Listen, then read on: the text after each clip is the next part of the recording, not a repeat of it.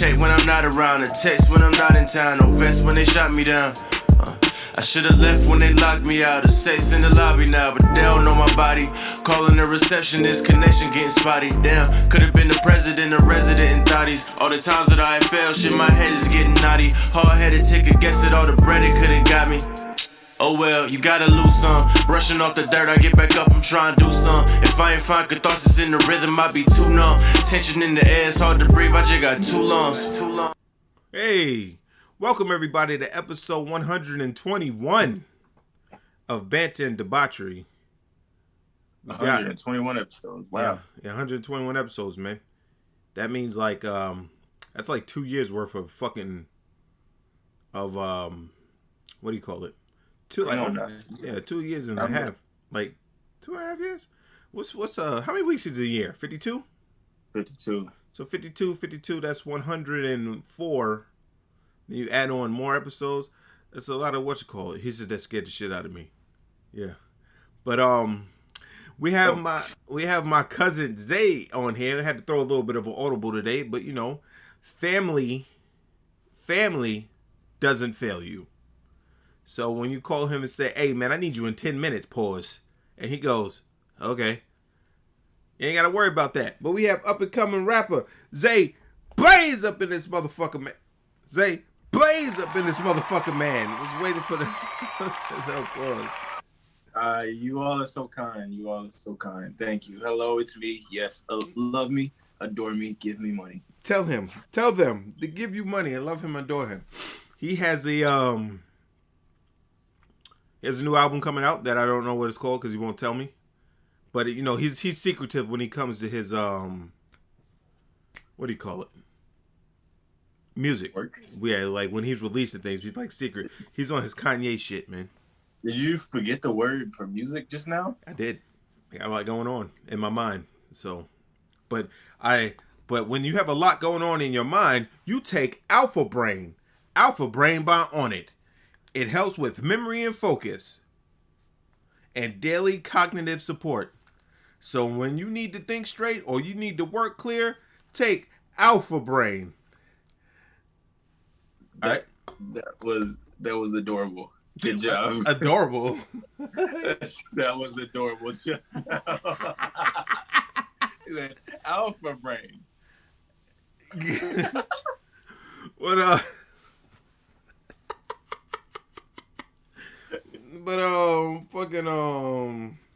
yeah, man, that's 2 weeks in a row we have a rapper on here. One rapper has been in his long tooth in the game with 20 years, and this rapper is, how long you been in the game? 5th grade, you do the math. 5th grade? That 5th grade doesn't count because you haven't been doing shit. You've been going a long time. All right, right. So a long time. No, I was talking about bread, but you know what I mean.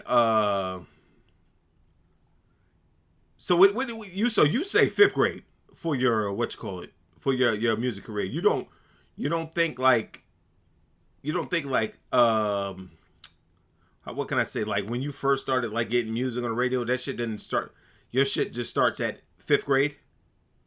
Yeah, because that's when I started making music. That's when I made the decision, like, all right, this is what I want to do.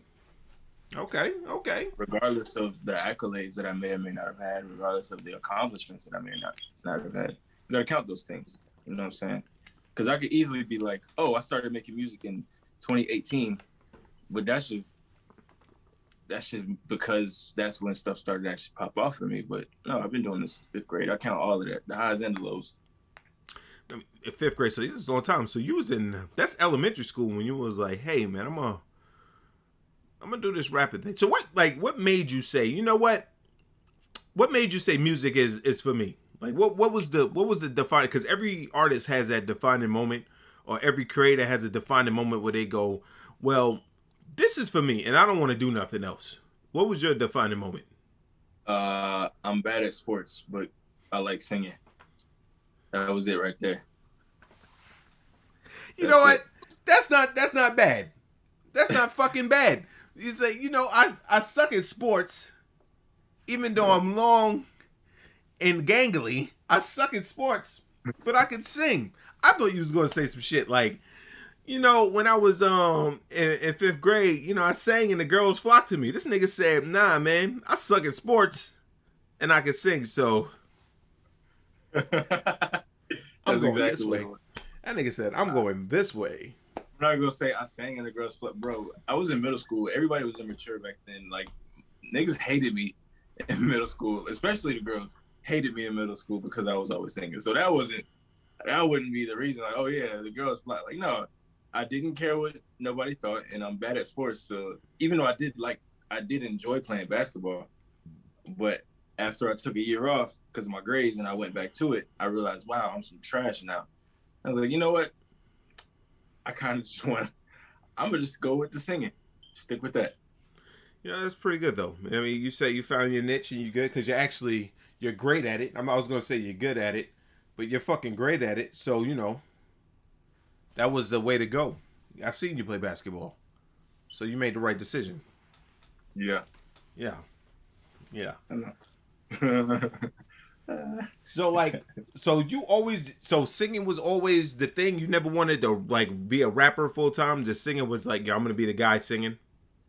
Nah, I didn't even like. I've always like had an appreciation for rap, and I know you're gonna hate the story because you hate the person that this is fueled by, even though you know this story. I always had an appreciation for rap, but I never really like, you know, flocked to rap the way I always gravitated towards R&B. Mm-hmm. So yeah, when I was in fifth grade, I had no intention of being a rapper at all. I didn't even plan to learn how to rap, none of that. You know, when I started, I wanted to, you know, be like Chris Brown, you know, just don't make the joke that you're about to make. But yeah, I wanted to be like. Not on here. Oh, not on here. Okay, cool. I wanted to be like Chris Brown, you know, singing and dancing and all that. And then what made me start rapping is the fact that Drake came out, and it was kind of like, oh, this Drake dude's cool. You can rap and also not degrade women. Like, yeah, I think that's it. That's my lane right there. So then 8th grade is when I was like, so yeah, I might have started rapping. Like, this Drake dude seems kind of cool. I'm gonna kind of try to do that thing. And then I kind of took that and, you know, made my own sound out of it. You know what I'm saying? There's definitely elements of Chris Brown. Well, not as much anymore. But there's definitely elements of Chris Brown, Drake, and all the other people that I listened to very early on in each of those careers. So yeah, but I didn't start off wanting to rap. I just wanted to sing. You know, I had a some would say a controversial opinion or take, and I don't think it's controversial at all. I think it's, you know, accurate as fuck. I say that Chris Brown is a better dancer than Michael Jackson. And some people lose their minds. Mostly people that are a little bit younger. I mean, well, a little bit older than you. Like niggas that came up with the whole Michael Jackson shit.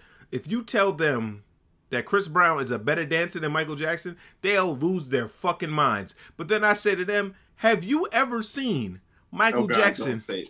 Shut up. God. Have you ever seen Michael Jackson do a one-legged what do you call it? One-legged front flip on beat to March Madness? And I knew you were gonna say that. I knew that's exactly what you were. That's what I was like, you haven't. Please don't bring it up. I knew that's exactly what you were, because people talk about that on Twitter every month. Oh yeah, never forget when Chris Brown did a front flip and landed on beat, and everybody's like, yo, we can't forget it because y'all bring it up twice a month. The shit was fire. That was like probably it was hard. It was top 10 most fire things I've seen in my life. I remember when I came across that shit, right? I was just perusing fucking Twitter, whenever the fuck he did that shit. And I heard March Madness, and the nigga was like pop blocking the shit. I was like, let me see what this nigga finna do. And nigga said, and then he kind of cleared them out the way, and the people like back like, oh, and they backed up, and that nigga said, huh. And I was like, that nigga got it. So, all right, I'll play devil's advocate, but I still think you're a dumb piece of shit. Whoa. So I won't sit here and say Chris Brown is a better dancer than Michael Jackson. No. What I will say is Chris Brown is way more multifaceted as of a dancer than Michael Jackson. And when I say that, I mean Chris Brown does the whole pop and lock thing. He does a lot of the Michael Jackson moves. He fucking crumps. He does like all of like the dances that black people do. He does all of it. Whereas if Michael Jackson was, let's say if Michael Jackson was still alive today, I don't think he would be crumping and shit. Yeah. Like he would still be, doing the moonwalks. He'd probably add more stuff to his repertoire, of course. But I don't think he would be doing like all the different styles of dance that Chris Brown does, especially the front flipping and the back flipping and because Chris Brown is an extremely talented man when it comes to that. So I will give you that, but I can't sit here and say that he's a better dancer because his main influence as a dancer was Michael Jackson. I'll give you half credit. I'll halfway agree with you there. Yeah, we're not gonna keep on this topic right now because this is about you. But I'll say this: Michael Jackson's influence was James Brown. You know what I'm saying? Like, so you saying James Brown's a better dancer than Michael Jackson? Just because you influence somebody doesn't mean that you can't be better than them. You know what I'm saying? All right, touche. You know what I mean? You poked a hole in my logic. Touche. I'm man enough to admit that. And because fucking I would, if you ask whose music what I would prefer, Michael Jackson by a mile. But I'm not gonna sit here and lie to myself like Michael Jackson is a better dancer than Chris Brown. It's not true. And y'all can go all your minds. And I got my one friend who's a fucking Michael Jackson freak, and she'll stab a nigga for saying some shit like that. You know what I'm saying? But Michael Jackson has go-to moves. You see every Michael Jackson concert, You know you're gonna get the tapitota. You don't get the you don't get the groin pop. You gonna get the poof. You know what I mean? You gonna get the moonwalk. When you see Chris Brown dance, you don't know what you gonna get. You don't know what you gonna get. What we get today, Chris Breezy? What we getting today? That nigga might hit you with something crazy. But if Michael Jackson always has the same moveset, he always has the take the beat on top. You know what I'm saying? The guy, grab my groin with the two fingers like you fingering a chick. I'm gonna put a poll up on Instagram now because you actually are making good points. They're not the people who are biased are not gonna see that though. They're not gonna see that. Brett is right. Michael Jackson is like John Cena, got the 5 moves of doom, but they're fire though. No one can hit the moves like Michael Jackson can hit them. But you can have impersonators that fucking do the moves like Mike. Who's impersonating what Chris Brown does? Athleticism. The nigga's light on his feet, pause, and fucking listen, man, get off my back about it. And then like he can turn other shit. He's multifaceted, yo. He's multifaceted. You know what I mean? That nigga is that's what people in the football will call a 5-tool player. He's a 5-tool player.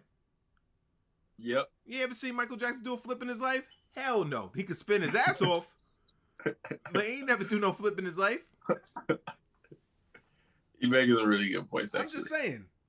So if we going on the whole who's a better dancer, now when you say Chris Brown's a better dancer, people in their mind like, oh God, you can't talk about Michael Jackson like that. What you trying to say? He's not a good blah, blah, blah, blah. They put all that shit in. No. Singing and performing, I'll have Michael Jackson. Even though I kind of, in performing, they're kind of in the middle because the dancer goes in with the performing. But yeah, exactly. If you go in dancer for dancer, if you only taking those two things, dancer for dancer, Chris Brown blows his nigga out the water. Like, if you took Chris Brown and took Michael Jackson and put them on the stage together and nobody knows who either person is, like, if you, like, for an hour mind wipe everybody so they don't know who these two random people are, you're right. So people might be like, oh, this is Chris Brown dude. Well, this blonde-haired, light-skinned dude with tattoos, no, he kind of got it. This white dude that looks like he used to be black, he's really good, but, you know, other dude got it. Yeah, you have motherfuckers like that, And well, that's what Brent said. I go by Chris Brown could do pretty much everything Michael Jackson could do. Michael Jackson can't do half the shit Chris Brown could do, and that is correct. He can't do a one-legged front flip to March Madness. He can't do it. Michael Jackson don't even know March Madness exists. So Was it live when March Madness came out? no, he wasn't. Fun fact: every day in March, I play March Madness at least one time. But anyway, off this subject. Back to you. So you're in grade school. You're like, I'm putting this album out. I mean, I'm putting this album out. I'm doing my thing in grade school. This is what I want to be, and then boom. What happens next? Well, so what happened was, I grossly overestimated how easy it would be to get famous. So I kind of put, as you know, I put all my eggs into that one basket, and I assumed that I was going to be famous before I graduated high school. That didn't happen. So I went to college, got a degree in, music and recording, engineering, all of that stuff. But, along the way, I've just been, like, when I started, my mom put me in a lot of shows. Back before I actually had my own music, I would perform a lot of Chris Brown and Neo songs. And then she would actually get me into the studio a few times. My dad actually had a studio, so I would begrudgingly, record songs there, put out a couple of songs. Why you say begrudgingly? You didn't like Oh, I loved it, but when I say begrudgingly, I kind of think back on it begrudgingly because the way that I was as a kid, it does not match at all the way that I am now. Work ethic, listening to feedback, all of that stuff, all the stuff that actually matters with being a creative. I didn't have that back then. I just, I was just having fun, but I wasn't like, if I go to a studio, I can knock out a song in one take, but it took me like months to knock out one verse back then. So that's why I say begrudgingly, because I just think back on it begrudgingly. Well, yeah, think about it. You're a kid. Like you got when you're a kid, you got a bunch of shit going on. Like when you get older, like your focus like zeroes in more when you get older. Like when you're a fucking kid, it's fucking kablooey when you wake up. You know what I'm saying? You wake up and you be like, I'm gonna do this today. Explosion. Oh, fucking Teen Titans is on? Fuck that verse. Nigga, I'm trying to see Robin fight Slade. Nigga, let's go. You know what I'm saying? Oh, niggas want to go outside and jerk in the street? Let's do that. We can do that. We can play scooters. We can do all that shit. Pogo sticks. Motherfucker, when you older, you wake up, you go, well, gotta get this done if I want my life to go right. You know what I'm saying?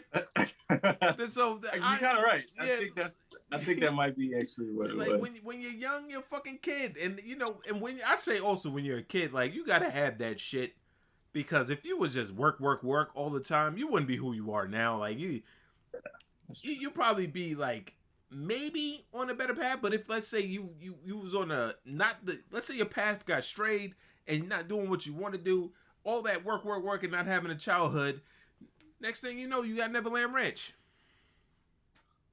Yeah, I guess so. You know what I mean, because I just want to be a kid. Look at me. I want to be a kid. I mean, you 100% right. Huh? Oh yeah. You're very right. But I just I also didn't know anything about like delivery and stuff like that. It was kind of just like I got the words and I got the notes. I'm just put it out. But getting older, getting more mature, it's like I could say this differently. I could do this more smooth. My voice sounds weird on this one part, but you don't have that stuff when you're a kid. Yeah, wait. Oh, not to cut you. I'm sorry. What did you say? No, I was done. Like when you're a kid, you don't think about that shit. You think about like when you first start. Not even when you're a kid. When you're an artist and you first start. Like let's talk about it last week with Keys. When you first start, you put out everything and you think that shit sound fine to me. You know what I mean? Yeah. I killed that shit. But then when you listen to shit later down the line, when you get better, you go, Jesus Christ, what the fuck was I thinking? You know what I mean? Yep. I do that constantly. Like Jesus Christ, what the fuck was I thinking? I listened to old shit that I did and I turn it off. Shit that I used to think was fire, I could listen to 10 times in a row. That shit gets like until a certain point, I go, fuck that shit. You know what I'm saying? But it goes like that. But that just shows the progression as an artist that you hear certain things. And I'm like, oh, I could do it this way. Or I can, like you're saying, like, I could deliver it this way. Or what if I put this here? What if I change this word from this? Or what if I change this cadence to this? You know what I'm saying? But then that goes with being an artist. And that's good that you have that now, because we have niggas in the game that don't have that and they suck. So it's good that you have that now where you don't have to be that motherfucker three commercial albums in, and then you're like, ugh. You gonna come into the shit and listen to this shit, because you got albums now that are better than motherfuckers that got albums out, or motherfuckers' best albums. You could say you have albums better than, you know what I mean? And you can see a growth in every album. But speaking of albums, your first album, what was it called? WID. That's what you gonna go as your first album? I was gonna say the school joint. Oh yeah, that was a mixtape. Oh, that was a mixtape. Yeah. How was that received when you put that out? What did your peers say? Man, all right. So my peers, that shit. I'm not gonna lie, that kind of blew up around high school. I will say I dropped that, and by the time I left high school, everybody in the school knew who I was, whether they was one of my friends, like one of my homeboys, whether I didn't know them and they just loved my music, or they was a nigga that didn't fuck with me. Everybody in that school knew who I was. I would be walking around randomly, like around lunchtime, whatever, and people all the time would walk up to me, you're Zay. I'm like, yeah, I think so. And like, yo, I like your music. You got some good bars. And I'm like, oh, okay, yeah, cool. But like, I don't know who this nigga is. I'm like, oh yeah, I'm such and such. And when I look back, that's the prime example of a project that I look back on and I'm like cringing, because I've developed like so much as an engineer, producer, and an artist that it's like, yo, what was I possibly thinking back then? Yeah. But at the time, I was honestly on cloud nine. Everybody loved it. Everybody loved me for the most part. So it was great. But yeah, I don't count that as an album. I just count that as a mixtape. Okay. So all right. So your first album was WID. Yeah. Right? That's the green one? Yep. The green one. All right. I was talking to Drains at work about that. He said he was listening to that shit. He said the shit was fire. I was like, yeah. He be doing his thing, man. So what was your experience? Now, you recorded WID on your own, right? All of the albums that are up now, I recorded all on my own. Okay. So like, what was your experience? Like, you knowing that it's going to be your first album, what was your mindset going into it? So my mindset switched from between that and the ones before it, because like the senior year mixtape in 12th grade and the mixtape I dropped right after that, I had a general date in mind, or a general time in mind when I wanted to drop. So I kind of, whether I was done or not, which I wasn't, I was, trying to beat that deadline.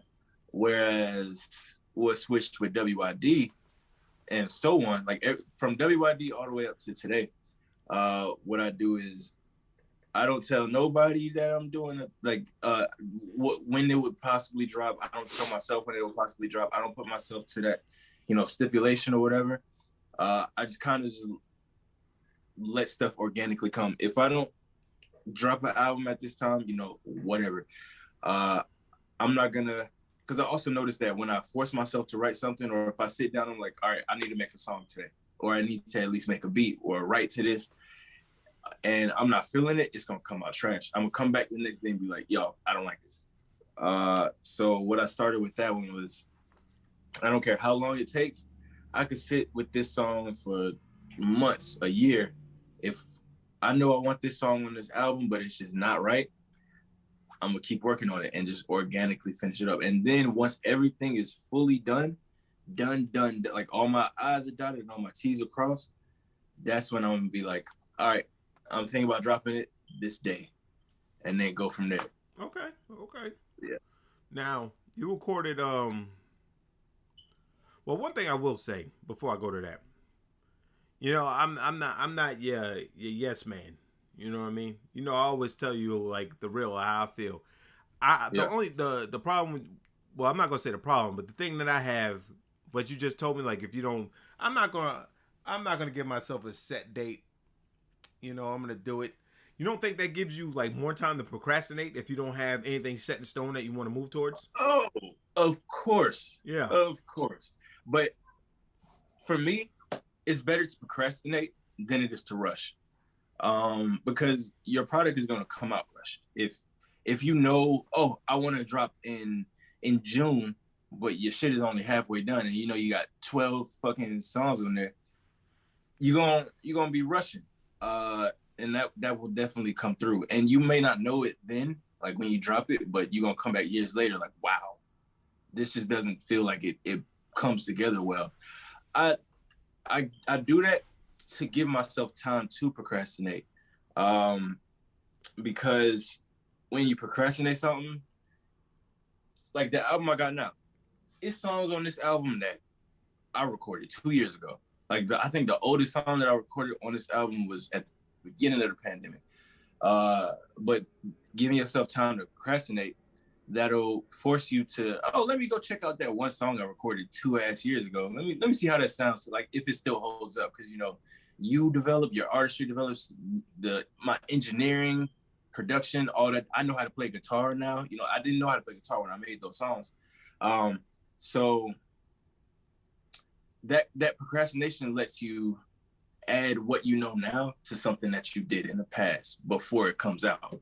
Because when it comes out, they're not gonna know that you did it 2 years ago. They just gonna see it as this is a new thing that you put out today. Yeah. So yeah. Okay. I'd much rather procrastinate. All right. Good answer. Shut me the fuck down. So when you recorded WYD, you was in college. Yep. How was that experience recording an album while you were in college? Fun. It was actually pretty fun. It gave me a lot of experiences to actually talk about, and not just the main, thing that the album is about. My ex and being sad and yada yada yada, blah blah blah. But like, when you're in college, you actually doing stuff. You got classes, you got parties, you got friends that knock on your door and just bust in your house at any time of the day. So, you have these different things that can pull together. And also you have all these different people around you that you can pull from. So like, I remember WYD, me and my homeboy Mo Thorough were super like, that was around the time that we started bouncing stuff off of each other, because he started singing and I was already singing. So I was picking off stuff from him. Like, oh, I never thought to do this like that. And he would, I didn't ever thought, you know what I'm saying? So you just have all these different people to pick from, and you're in this enclosed environment. So I really did enjoy it. Like, yeah, it was hard, like scheduling and all that. But once you get past that and you find the free time to carve out to actually work on your music, it was fun. I enjoyed that process. Okay. Now you said that you recorded the album because you were sad? I didn't record it because I was sad. I recorded it about what was happening, and I just happened to be, well, not sad, but I'm an R&B singer, so I make love songs most of the time, and I'm gonna sing about what's going on around me, and I had just got out of a relationship, got broken up with, yada yada yada. So I just like, all right, I'm gonna make it kind of about this. But I didn't make the album because I'm sad. Okay. I made the album because I wanted to make music. Make the album because you wanted to make music. So like when you was on, when you was at, they're gonna know anyway. When you was at Hampton, right? And was like, when people found out you were making music, did that make you a little bit more popular? Yeah, hell yeah, hell yeah. Um, because I had been making music that whole time, but I would say around the time, maybe a little bit before WID dropped, but definitely after. Um, that's when my name started to blow up on campus. Because I started actually getting out of the house more, or getting out of my apartment more. Um, I was actually on campus doing stuff. I would just be, walk around meeting people, not letting my social anxiety take over. And that's when like the same thing that happened in high school happened again here. I won't say everybody on campus knew who I was, but like at least 90% of the campus knew who I was. Once again, I would just be walking to class randomly, looking like this, looking bummy, not looking like a rapper or nothing. Got my headphones in or whatever, and somebody be like, "Hey, you Zay Blaze," or they'd be like, "You're the dude from the sticker, the little green sticker." I'm like, "Yeah, I actually am." I'm like, "Yo, I listened to that. That's really good. Like, you're really talented. Yo, we should work on some music. We should da da da da." Like, yo, that's crazy because I don't know who you are. Um, so it started to happen again, but yeah, I would say around that time, yeah, my name started to blow up on campus. All right, all right. So yeah, your best track on that album to me was "Emotion." That's so crazy that you say that because you really don't like R&B like that. I don't, but that was a good track. I personally think should have went in another direction with the video, but that's just me. Like the video was fine. I think that you should have went in another direction, but the fucking that track is fire. Like that track was the track in 2018. It was in my top 3 of the shit that I listened to because it was really good. No, because you saying some shit that most niggas would feel. I'm like, damn, bitches out here in the bullshit. You know what I mean? Yeah. And he'd be like, Yeah. now I gotta do me. So like, what was your jumping off point with that song? Like what made that song come to fruition? Honestly, because that was one of the songs that actually was not about someone, but the way that song happened, I remember, because I recorded that song like the year before. I just threw it on the album. That song, I was in my apartment. I was supposed to go to the Delta probate. I remember this like it was last week. I was supposed to go to the Delta probate with my girl and her best friend. Well, we had a whole squad of friends, so all of us were supposed to go to the Delta probate. But I woke up too late, and anybody that has ever been on Hampton campus knows that if you are not extremely early to a probate, whether it's Deltas, Kappas, Alpha, anybody, if you are not extremely early, you're gonna be late as hell, and you won't be able to get a seat. You won't find nowhere to park. None of that. So I ended up waking up late. They didn't call me to wake me up. So I was like, all right, well, I'm gonna sit in the house, make a song. So I made that beat right then and there, and then I think I made the beat not with the intention of using it. I just was messing around in like drum kits or whatever, and after I kind of structured it a little bit, I was like, hold up.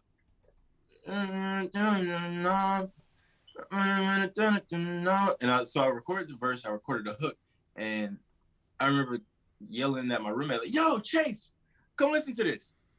And I played it for him. He's like, yo, this is good. Like that, because that was the first song of like this new sound of Zay Blaze that we have today. He's like, yo, I didn't know you could do this. This is really good. I was like, I just did this just now. Like I think I finished that whole song by the time my girl and the rest of our friends had got back from the probate. And then like from then on, I just was like tweaking the mix and doing this, adding the beat drop here and there. So that's how that song came into fruition. I just was fucking around because I was late to probate. So did you already have the beat for it, like the beat already ready? Or did you Nope. make that beat and I go made boom, the beat. boom? I made that beat right there. Okay. I made that beat right there. Yep. So the time you was in Hampton, you met your boy Mo Thorough. Yep. You met Kai, yeah. Cash. Yep. So, Yep. and every time you entered a fucking talent contest, you won. I won't say every time. Well, everyone that I know of, you won. Yeah. Uh, so I'm gonna give you some insight on that. So the earlier ones I didn't win. Oh, you just getting your ass And, busted? and no, I'll just tell. I'm literally gonna tell you the reason. And anybody that has ever been on Hampton campus knows this. That campus is extremely, I mean, as is any HBCU, but extremely clout based. So when I was like just a nobody, making music, I had my little pocket of fans here and there, and I would enter these contests. No matter how good you are, but no matter how good I was, um, you know, I would lose some of these things because the person that I was going up against was more popular on campus. So I remember the first time that I did this thing we did called Hampton Idol. I got all the way up to the final round because people loved my first round. They was going crazy for me. But the last round, I lost because she's my homegirl to this day. Like, I ain't no beef or nothing. But my homegirl Nyla, she's a rapper, but she's also gay. And she's the gay type of female rapper that's like kind of like that Young M.A., like super fucking cool. You know what I'm saying? Like, we all got one of those gay homegirls that's like super ass cool. All the girls love them, all the dudes love them because they just so cool. So as soon as she went on stage, I saw it happen in real time. As soon as she went on stage, everybody was like, and then I'm just this weird fucking this weird awkward dude that comes up after her. I remember I came up after her and I'm up here spitting my conscious rap and all that, and she up here talking about like, oh, I fuck your girl, like all that type of stuff. And I was like, oh, she won this. Yeah. And I wasn't mad, like because I understand, you know what I'm saying? Like, I know don't nobody know who I am. I'm not the coolest dude on campus. That's when I started to like I would say after that year is when I started to like switch up my demeanor on campus, started wearing more jewelry, started dressing more, flashy, more colors and stuff, just so like for that brand recognition. So when I came back the next time for Hampton Idol, I won because niggas knew who I was. And Nala, that's why she my homegirl, because I remember she was in the crowd when I won. Like, she was in the crowd, the main one hyping me up, singing every single word to each one of my songs. And I was like, yeah, that's a good friend right there. Okay. But I won right there just because I was more popular next year. That's it. All right. I see you. All right. So WYD comes out. How do you feel about the success about that album? WYD was definitely the, like I said, it was very pivotal. Had it not been what it was, I probably wouldn't make the type of music that I make now. It'd probably be pretty similar, but not the type of music that I make now. Yeah. Obviously it's not an album that like made me extremely famous, but that definitely was the album that got niggas knowing my name on a whole campus and a little bit off campus too.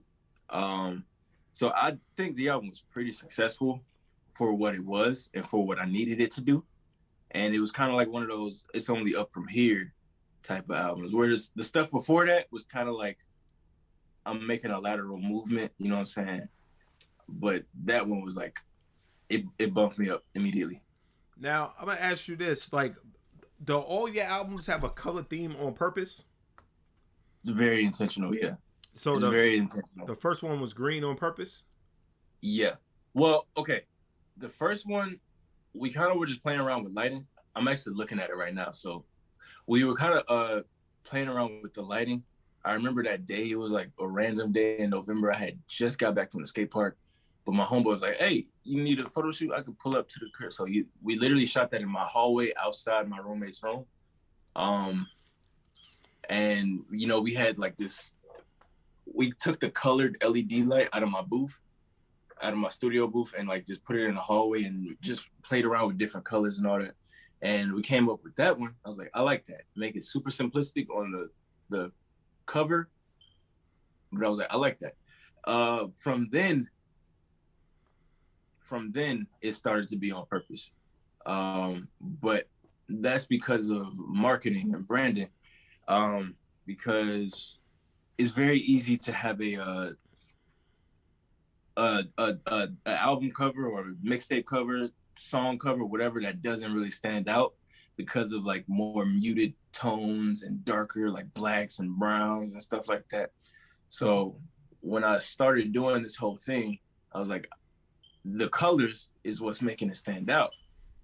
If you see that green little sticker on campus, oh, that's that guy. Oh, now he's doing pink. And it's gonna make you like look twice at, hold up, Robbie's calling me. It's gonna make you, can you see me? Hold on a second. Calling me again. Mom, can you please tell Robbie to stop calling me? Can you please tell him? He's busy doing something. Can you see me? No. Let me go back. Yeah, you back. All right, cool.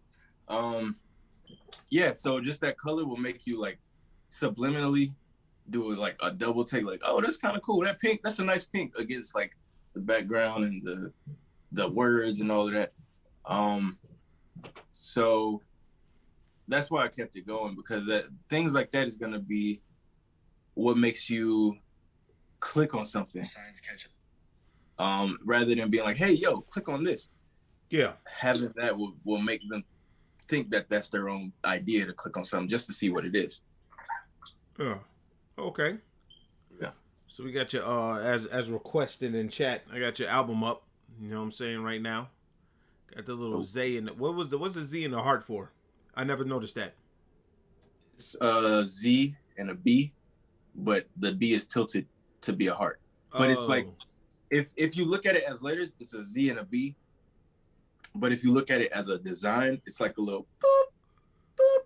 Okay. And a heart. Yeah. Right. But you know, it's just me being on some simp shit. Oh, which is all the time. Yeah. So after WYD, you got the next album. That's why I asked you about the colors, because you got Flame now. Yeah. And now you're all doused in pink like your Cameron. Yeah. Right. Yeah. Yeah. So what do you want to tell us about that album? Like, how you feel about that album? I love that album. I listened to it kind of recently. Actually, June isn't that recent, but I did a fresh listen to it, and being that I'm in a different headspace now, the music still stands up. Like, this isn't one of those situations where like the music is super cringy and nothing like that. But the album is really, really sad. And yeah, that's how I was feeling at the time. And in that time, I was like, wow, this album sounds really good. Like, it's a really good album, which it really is. But me listening now, I'm like, yo, I was really down bad, because you can hear it in my voice. You can hear it in the stuff I'm talking about. I was just like super depressed. But it's stuff like that. Like, when you make music or when you make art or whatever it is in your current headspace, that makes for much more inspired art. Because I could easily just, you know, I'm not feeling nothing and just start making stuff, but it's not going to come off. It's going to feel very uninspired. But I still love that. I think that's probably one of my best albums. So you made that album. You say you was like sad. You was down bad on that album. Now, I'm impressed that you can go and write about how you feel at the time. That shows the mark of a good artist. That's not me blowing smoke. But you already know me. What the fuck? So what? like what the fuck? Like, so that you was that down bad where whoever did whatever to you, I don't know. Just like the stories behind these albums, because you know better. So fucking to tell me. But like whoever did whatever to you, like, did that, so does that put you like in a place where you like fucking, because you know I always call you Sad Boy Zay, you know what I'm saying, like Sad Boy Zay, like we take a picture, you be like this. Yeah. I'm like, why you taking a sad boy, like smile, motherfucker, you're supposed to be happy. But like at that time of Flame, you wasn't happy. Nah, not at all. All right. There was a lot, and it wasn't just somebody that did something. and I could talk about these things, but that was the time in my life where I was thinking about dropping out of school because I had failed. Like, I was doing really good in all my classes except one particular class that was, and with one particular teacher that was really holding me back. It was around the time that I couldn't afford rent, I couldn't afford food. It was around the time where that was the beginning of when people around me started to die. And you know, at the end of every day, no matter what went wrong, because I already was like super depressed, where it's like I didn't care to like get out of bed. Yeah. But at the end of each day, no matter what was wrong, I could, you know, call up this girl I was talking to, and she was like this girl that I had a crush on for like 2 years before that. So I'm like, I finally got the girl I wanted, you know what I'm saying? And I could talk to her about it. You know, that was like the one good thing at the end of my day. And then out of nowhere, that situation dissipated. And I didn't know why. So that was kind of like the straw that broke the camel's back. So like, yeah, the album is about her, but it's like, I remember when I dropped it and you pointed out the skit. Yeah. The skits will tell you all the things. The skits and like the things I say in some of the songs will tell you like all the other stuff that, you know, I was going through at the same time. But like, I centered the album around her because like, yo, you were like the last thing that was going good for me right now. And now I don't even got that. So yeah. You so basically you was on your struggling artist vibes, like everything, like you know, shit happened around you that either gonna make or break you. Basically, that was what was happening. You know what I'm saying? Yeah, that's so exactly that right. That ain't too bad. You know what I mean? Like, I mean, I guess it was bad in hindsight. I'm a glass half full motherfucker. So like, hey, you made it through. Somebody told me. Oh, but you made it through and shit like that. But you had some pretty good fucking songs on there. But the one that really stood out to me, and I guess this is about the chick that you're talking about, is You Don't Love Me. You don't love me, you just lonely. I knew you were going to bring up that song. Yeah. What about it? That was the fucking, that's the song that I was like, hey man, this motherfucker, again with this nigga, he's spitting that shit. You know I don't like R&B like that. You know what I'm saying? But I was like, this motherfucker spitting that shit on that. You know what I mean? Yeah. Because that's really how it be. Like, girls will come into your life and blow all kind of smoke up your ass and not want to follow through. You know what I'm saying? Like, and sometimes, like, don't get me wrong, I'm okay with being a temporary nigga in certain women's lives. I'm very okay with being temporary. But, like, when it's somebody that you actually fuck with and they treating you like a yo-yo, that should, you know. Well, that's good that you figure that out young, to where when you get older, you're not going to have that same, you're going to see the signs where you have the same mistakes.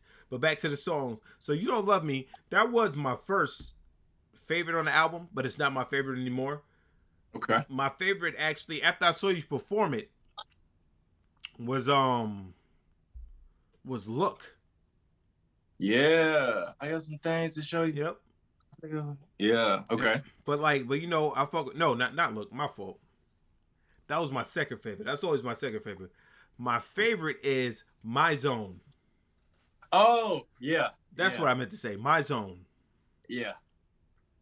Yeah, because like Look has Mo Thorough on it. Yeah. Yeah.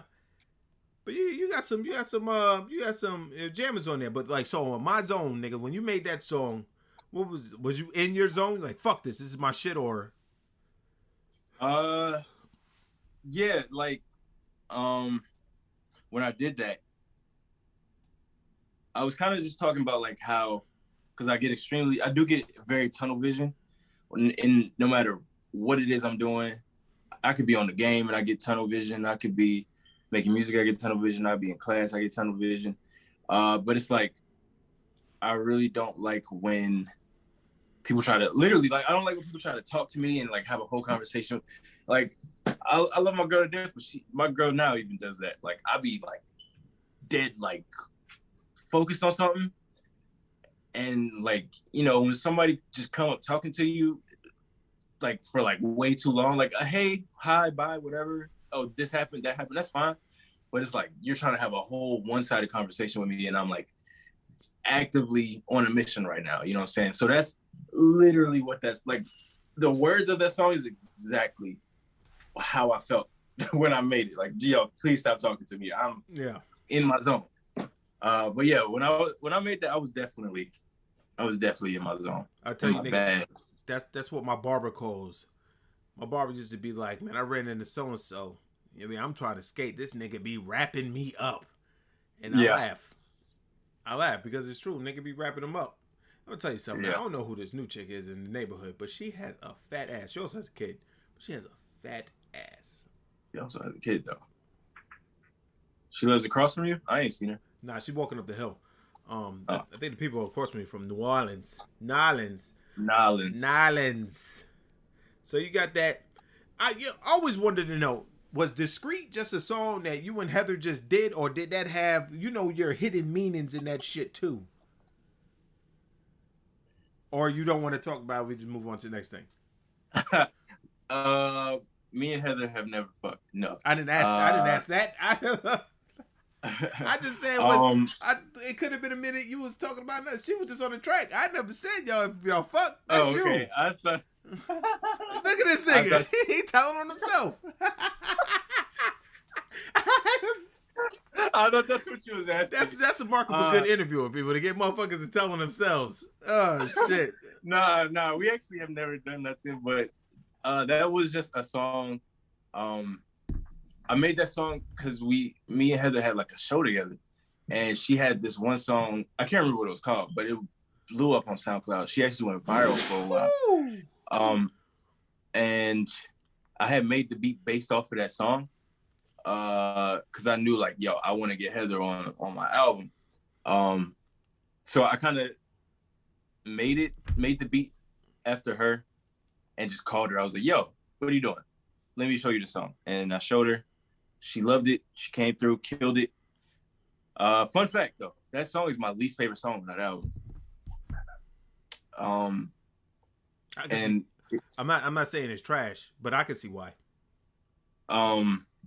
It's that a song, it's a favorite. It's on my playlist though. It's favorite. Yeah, it's a lot of people's favorite song on that album actually, and that's really surprising to me. But that song is my least favorite because of how many times I've like gone back to like restructure it. Those 808s was really pissing me off. It's because you gotta level them. Okay, the mastering, everything about that song, I was like, I'm just not gonna do this song, and I can't do an album without having Heather on it after she recorded her verse. So I just won't be dropping an album no time soon. But you know, I powered through. I got it sounding good. You know what I'm saying? I had to rewrite my verse like 4 times. And I finally got it to where I needed it to be. Oh, and I rewrote the hook hella times. It was called like so many other different things before. I like the way it comes in, like the chord, like that chord. Dum, bum, yep. Bum, I love that. yep. That the way it comes in, that shit was fire. That's what caught my eye. Because always listen to your fucking albums all the way through, like once. Thank you. I mean, like when I first hear it, I listen all the way through. I don't be like, fuck that track. You know what I mean? If I don't like something, I just be like this. I'll listen. Be like, okay, this little nigga got something here. But then fucking when I remember when I was I think I was at work, and that shit did. It's don't. I thought, okay, what's this? And no, this shit y'all was talking about, I was like, y'all niggas is going on this shit. Know what I mean? It's like my number 4 favorite song. Okay, yeah. But like, out of all those songs on there, but yeah, man, that shit was cool. All right, so, boom. Flame comes out. You're not Cameron anymore. you turn into Lil C's. From what Dream Mafia. Yeah, Dream Mafia video. You turn the Lil C's from the Dream Mafia video. Yeah. And you go fuck it, you got Do You Care? Yeah. Do You Care? Tell me what's up with Do You Care? Do You Care is kind of like a sequel to Flame, which was kind of like a sequel to WID. Do You Care was like, well, I'll tell you what it was about. It was about being ghosted, right? And I remember you was like, yo, whoever did your album cover, whoever did the track list is trash. Da, da, da. I was like, I did it. And you was like, I don't like it. It looks like an obituary. I was like, yeah, I know. That's why I did it like that. That's why I did it like that. I'm gonna be real. Niggas gotta know. I'm gonna tell you what I think, man. I'm like, I'm gonna tell niggas what I think, man. So fucking this shit cover. He sent me this shit. I'm like, yo, in my mind, I'm like, yo, what the fuck is this shit? You know what I'm saying? And not to say that it wasn't well done. I'm gonna tell you what I think. Like what I think. I ain't saying none of the songs are trash. I just didn't like the cover art and the back. It's just like, I'm like, what the fuck, man? Every time I see you, it's Sad Boy Zay. You know what I mean? So I can only fucking fathom what the new fucking album is gonna look like. You know what I'm saying? I think you'll like the new album. But it's crazy that you said that when Do You Care dropped, because everybody loved that, especially the back. Everybody loved the obituary look. Like I remember I was in the studio with Kyle, with my homeboy Kyle, when I had announced this, like when it had popped up on Instagram, and his line brothers and whatnot, who don't even know me. Like I said, at this point, everybody, like a lot of people on campus knew who I was, but niggas that didn't even know me, they was like, yo, y'all seen Zay's new album cover? Yo, he always got some nice ass album cover. It was weird that you said that because everybody else loved it. But yeah, so that's why, I got flowers. That's why it looks like an obituary kind of on the back, because it was about me being ghosted, and the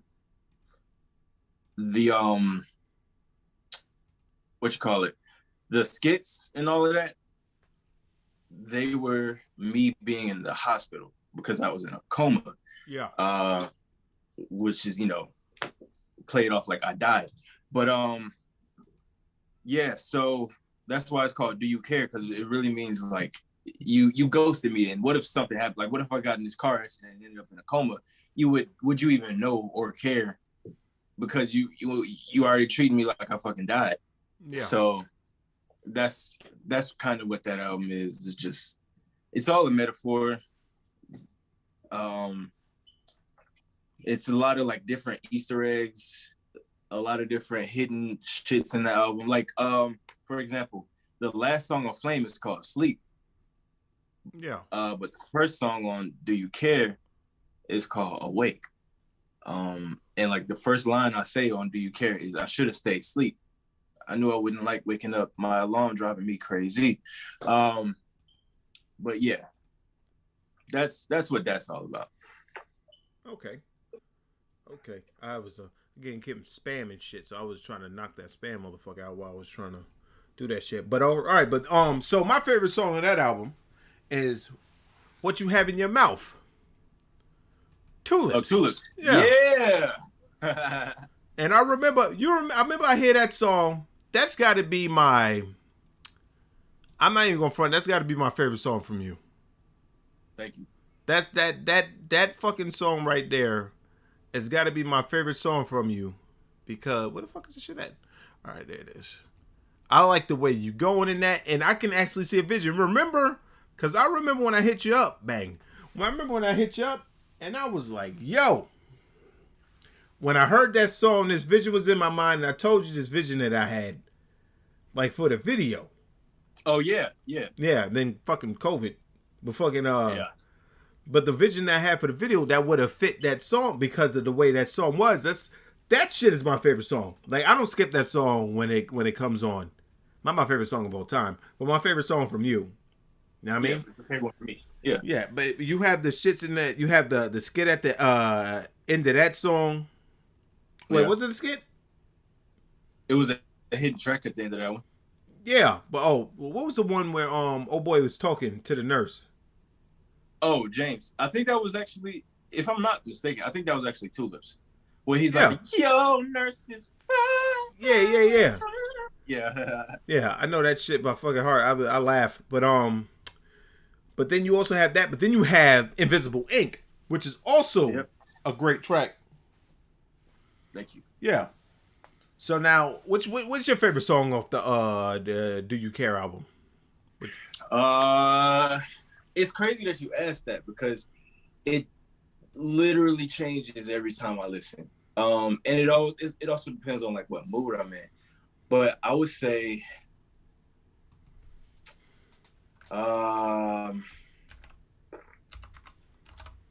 probably Alive, the outro. Yeah. Just because from a music theory standpoint and from a artistic standpoint, I would probably say Alive.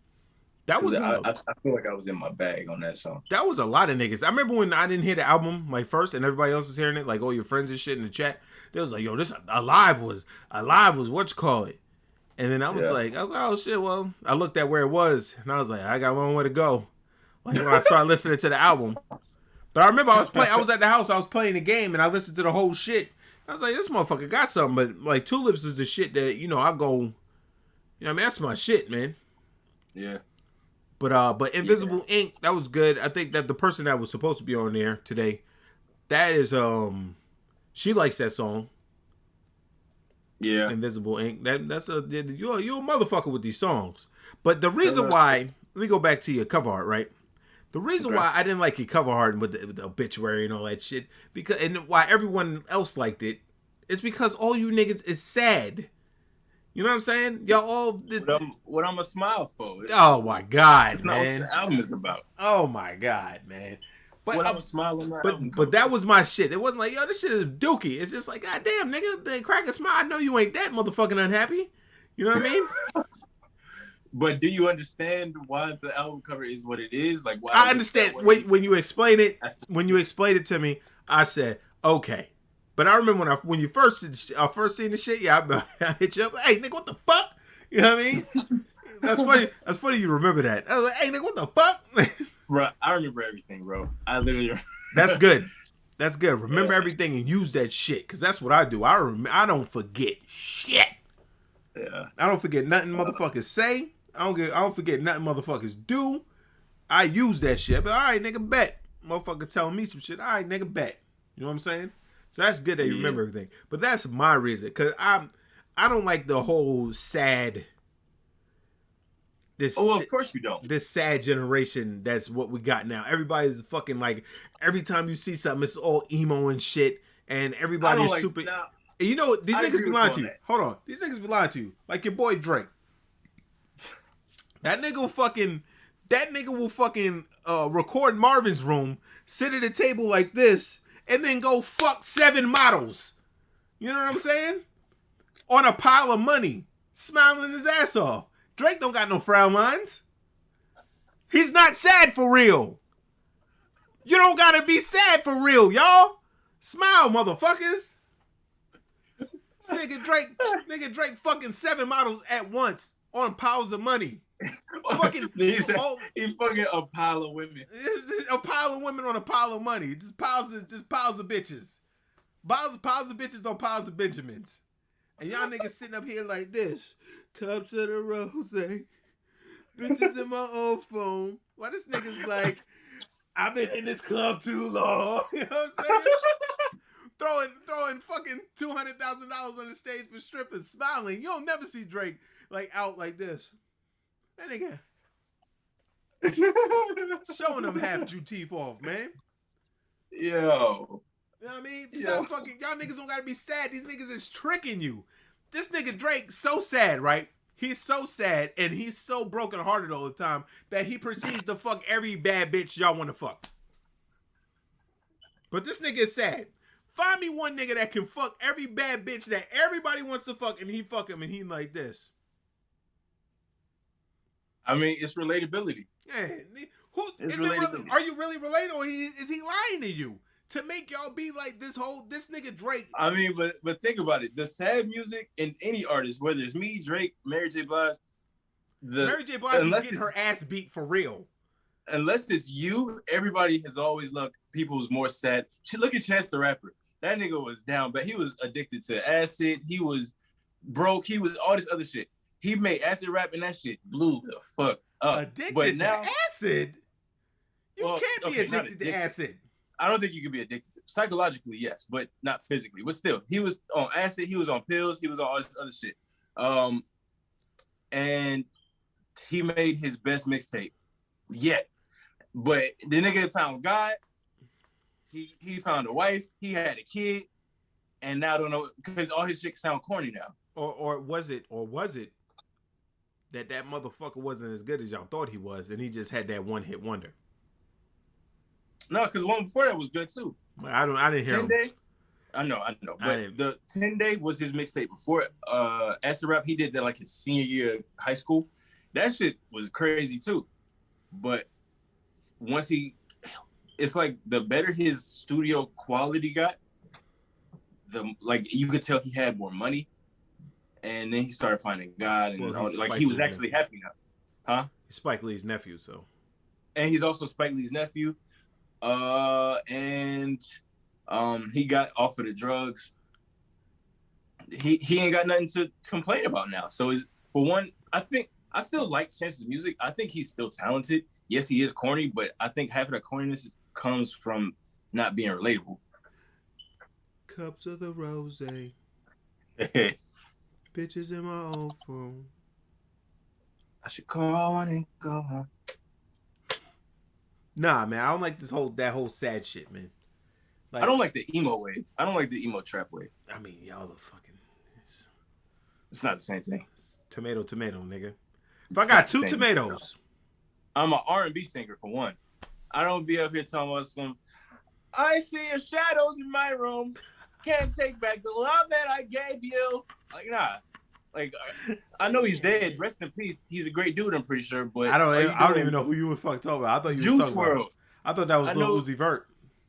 Him too. Like, are you doing punk rock or trap? And like, yeah, if you're trying to bridge two genres together, sure. But it's like, to me, like, because they have that has its fan base. You know what I'm saying? People love it, and I love them for that. But for me, it's like, why are you so sad? As a trap rapper, why are you so sad? And that's me saying that. I was about to say, how dare you? Pot calling the kettle black. How dare you? But everybody's so fucking. Every time I see something, it's like, fucking take a picture, nigga, be like, nigga, man, you rap, you living. You supposed to be living, nigga. You're supposed to be sad all the time. But that's the generational gap too, though. Because when you was coming up and niggas was rapping, it was all yo. And now, niggas is more in touch with their emotions now. And that's the reason why the world is how it is now. Because everybody is soft. I ain't gonna say soft. Nah, niggas are soft. Even Lil Baby is in touch with his emotions and he ain't soft. That Lil Baby ain't in touch with his emotions. Oh, Lil Baby saw. You said Lil Baby or Da Baby? Not Da Baby. Lil Baby. Da Baby is just. Da Baby is literally just a cartoon, so he doesn't count in that. That nigga, I be listening to Lil Baby. Da Baby. Yeah, I be getting pumped. Da Baby is for niggas like you, but Lil Baby. You know why? Because he's happy. Baby definitely in touch with his emotions. You know why? Because he's happy. You can't tell that nigga with his big coon smile all the time. The mouth full of fucking diamonds. Happy fucking bitches. I haven't heard Vibes in a long time. That shit came on the playlist today while I was at work. I was like, okay. You know what I'm saying? Or when that nigga was rapping on Scat with Tory Lanez, I was like, nigga, let this nigga go. Look at him go. But that's also his image too, though. I will say, like, music has, since aside from DaBaby and niggas like DaBaby, art has allowed niggas to, because we don't really talk about our emotions like that. The way the world has worked for eons and centuries, men can't really talk about their emotions like that. But I don't know who started it. Maybe, I don't know. Probably LL Cool J. But niggas have been like This nigga's progressively more and more. There, LL Cool J. Nah, I'll talk about why I said that. But niggas have been able to actually express themselves through the music rather than how it was back in the day. If a nigga back in the 90s was talking about the same shit that they talking about now, they'd be like, who's this soft ass nigga? But progressively, you know, niggas talk about that shit now. Yo, I'm actually sad today. Like, yeah, I got money. Yeah, I just fucked 2 models in the back of my car, but I'm kind of sad today, and I'm right about it. Now, the reason I say LL Cool J is because there was this whole debate about was Drake the first person to be, was Drake the first rapper to, you know, pull this whole I'm in love with you, sad boy. Basically, the first rapper to actually talk about women and actually love them. Because, you know, most rappers like, oh, fuck these hoes, I don't give a fuck, you know what I'm saying? But somebody pointed out that LL Cool J did it way before Drake. I Need Love? And that too. But all of his shit, well, most of his shit, I won't say all of it. He said that, well, I mean, it was pointed out that he actually did that way before Drake. And LL Cool J was like, yeah, y'all niggas called me corny when I did that. But Drake comes out of nowhere talking about you the best I ever had, and everybody flocks to that. Well, because back when LL did it, it was corny. But Exactly. LL, you knew LL wasn't that simp like that because he had Return of the Ripper. If anyone has ever heard that diss track to Cannabis, oh my God, nigga, LL, you never heard it, right? You can never fucking look at LL and be like, man, I no, ain't no way. Even with his fake abs. Fake. Anyway, nobody, you know, thinks LL Cool J is soft, but you got to ask yourself, if LL didn't do, you know, I Need Love and all that other shit, would Drake even have been as popular as he was when he came out? If Drake was actually the first person to do that shit, niggas probably, because he came up under Wayne, niggas probably would have been like, yo, who the fuck is this corny ass, soft ass nigga? You know what I'm saying? But LL, you know, I think he kind of, you know, set the ground for that. No, it was all the bitches that love Drake that set the ground for him. He didn't set the ground for shit. The motherfucker came in. He came in on the right wave. He came in on the perfect storm. Fucking what's his name? Lil Wayne. And then people, I mean, they still clown him today, to this day, trash. But he came in with Lil Wayne and Nicki Minaj and them when Lil Wayne was white hot. You know what I'm saying? He came in with that, and he came with his mixtape. I remember I was at work at UPS, and my homeboy Lacey came up to me, and he was like, "Man, you heard this nigga named Drake?" I was like, "Nah, man." He's like, "This motherfucker singing rap, yo. He's about to be the next motherfucker." I was like, "Okay." I looked him up, and it was a motherfucker standing and a bunch of fall leaves in on a street with a bunch of fall leaves. Exactly. And I said, I'm not listening to this bundle of sticks. I'm not doing it. Next, I'm not listening to nothing this nigga got to say. I don't care, man. I don't care what nothing this nigga got to say. So then he's on all these songs with fucking Lil Wayne and Young Money and shit, and he's doing his thing. I'm like, okay, like this motherfucker's doing his thing, and then he tried to get gangster. Nigga, what? You gotta switch the image at a certain point. You can rob Drake with fists. You can hold him up at fist point. You can't tell me no different. Know what I mean? If you catch Drake alone, say, nigga, give me your shit. Damn, man, you know what I'm saying? Don't hit me, man, please. Cups of the rose, bitches are over. You know what I'm saying? I don't want to hear that shit. When I see niggas like that, I'm like, no, that is not me. I don't relate to niggas like that at all, fam. Exactly. It's a generational thing. But it's because it's a y'all new generation of niggas is y'all feel like, you know what really turns the tide for the generational niggas? Niggas will be like, oh, men can't talk about their feelings, which we really can't. You're right about that. But it goes to where what the women like. Oh, yeah. So if the women's like, oh, I want to, Drake is this and that. Drake is this and that, you know what I'm saying? But, so they gonna go, well, I gotta be like that because I want to get bitches like Drake. You might be right. That's probably exactly how that started. Only have a quarter of gas in my tank. Only have a quarter of gas in my tank. Oh my cry. Oh, it's okay, baby. But now it turns from you niggas ain't men. Blah blah blah. Oh, you niggas are soft. And now niggas like now they trying to revert. And you got Kevin Samuels, all these niggas is in the building. They don't know what to do. Don't be a bundle of sticks. It's easy as that. You know what I'm saying? Just don't be the bundle of sticks. You know what I'm saying? But you are right. It's about what the women like. I will give you that. And, niggas, and what Trash is saying right now is 100% legit. He got peed on. Confirmed. And they let it go. Yeah. What? Yeah. And if anybody from the late 90s to fucking mid 2000s got peed on and tried to diss a nigga, they would get him all the way the fuck out of here. That's why I'm glad Pusha T did what he did.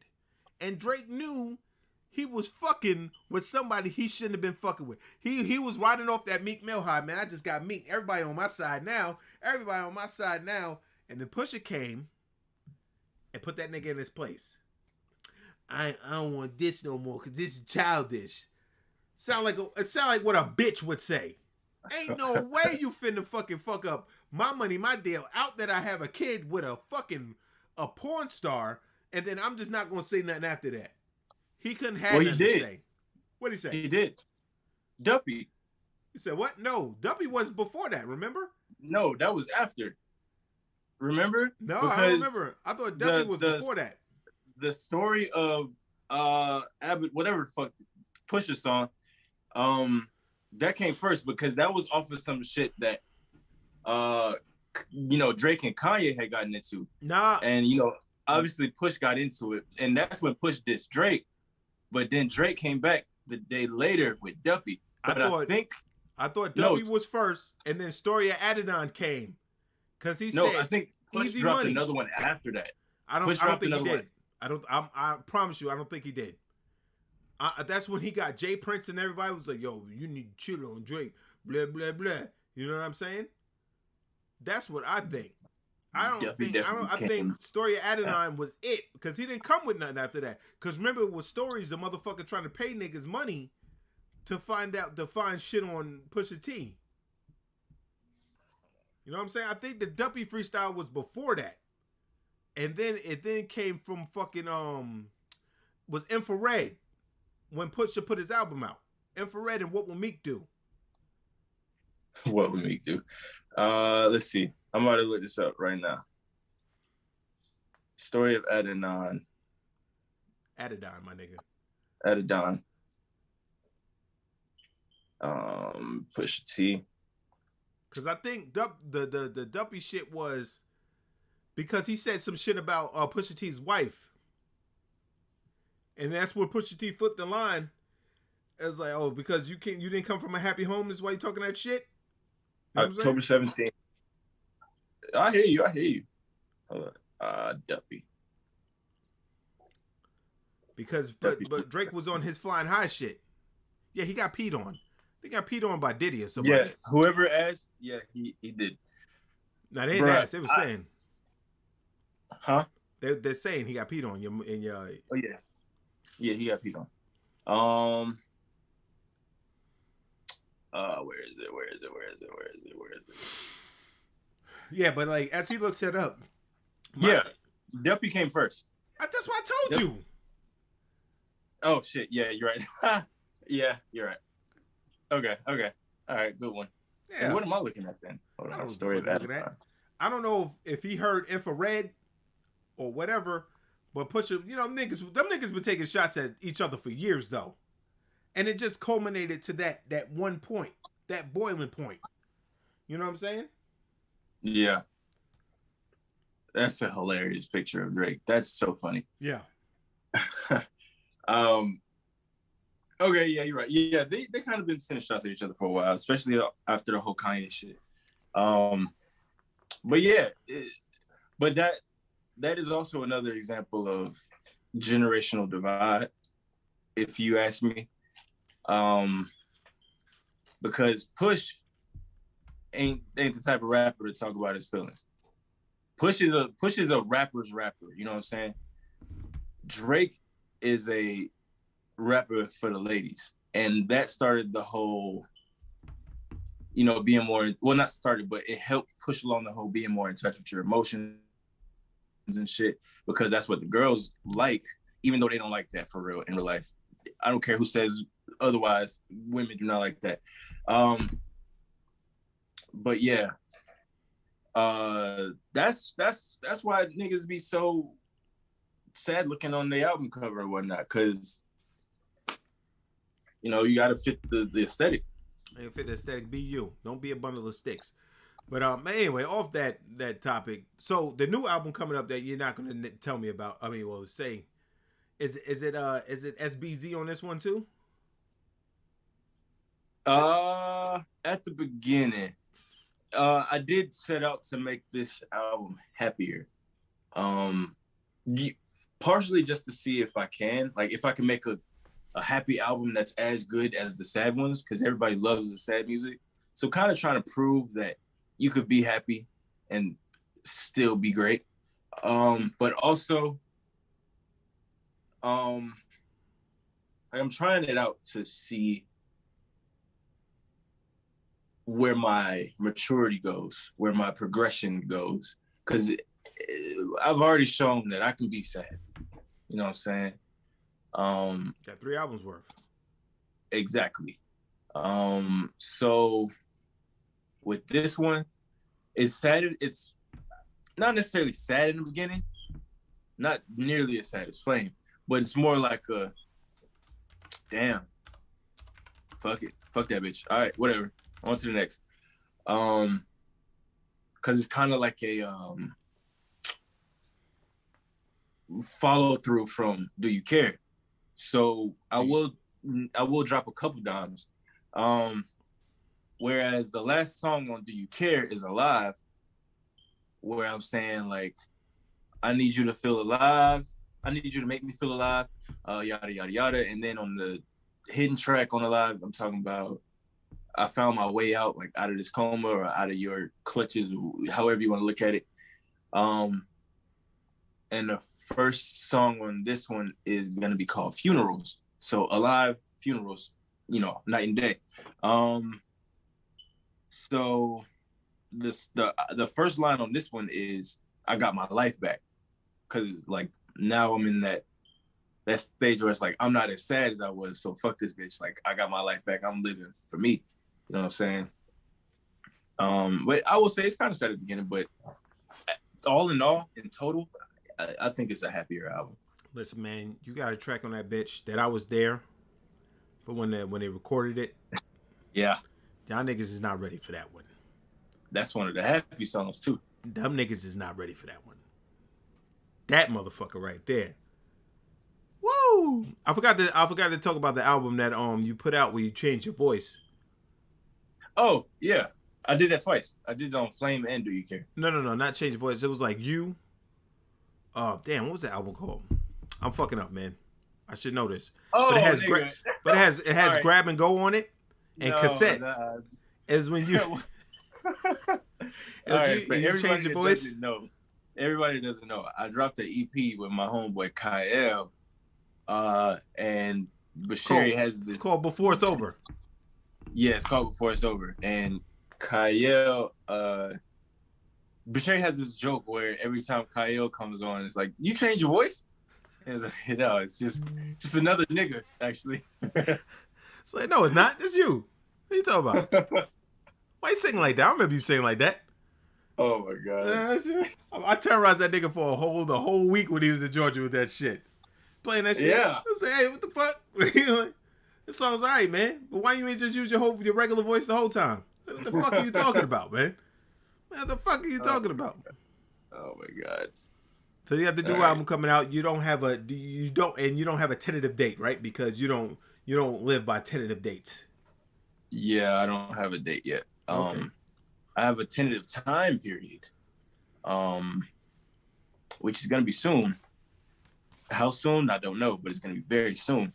But we have a lot of things to do on the marketing side of it, because the album is done, but we got to figure out listening party stuff, merch, all these different things are gonna have to like stack on top of each other for it all to come together at the same time, and that's when it's gonna drop. I got you. I got you. Yeah. It's gonna be dope. So no date yet. Well, if it's like any of your other works, you shouldn't have any problem with you know, with the reception. Everybody should like it. If they don't like it because it's not sad, then fuck them. But I doubt. Yeah. I don't see how they're not gonna like this album. I've heard some of the songs. You know what I mean? Yeah. I've heard some of the songs, and the songs was fire. Like everyone I heard so far is okay. I see you, little nigga. And you got Bliss. Is that gonna be on the album? Yes, sir. So you got and Bliss. The song I'm dropping on Friday is gonna be on that album too. Yeah. So, and you know, the thing with Zay's songs is I always get the words wrong on purpose. Yep. And then I'll be singing this shit, and I'll say different things. He just goes, "It's not how it goes." Yes. And I go, "How's it go?" And he'll tell me. I go, "Okay." Then I'll say and it again. Sing it wrong. Yeah. But that just shows that I like it. I mean, I didn't have the name right last week. That was my apologies. But I got it right this week. It was a stinger at the beginning of the video. That's not called for. It was a stinger at the beginning of the video. You know what I mean? A little 30 seconds. For those who weren't here for that, I'll play it again for you so y'all can see. Hold on one second. Let's get it. Just so y'all can see. Check when I'm not around, and text when I'm not in town. No vest when they shot me down. I should've left when they locked me out. The sex in the lobby now, but they don't know my body.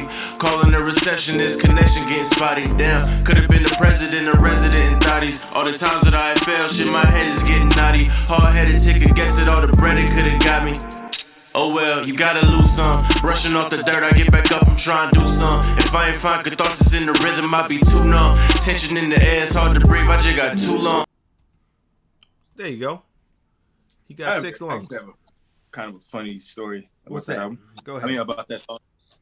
So I made that song specifically because I was at the CYN camp. And one of the niggas that was a producer that was there, his name is Shawan. His producer name is B Bearded though. But he had played a beat and I was sitting right next to him, but it was literally my type of beat, you know what I'm saying?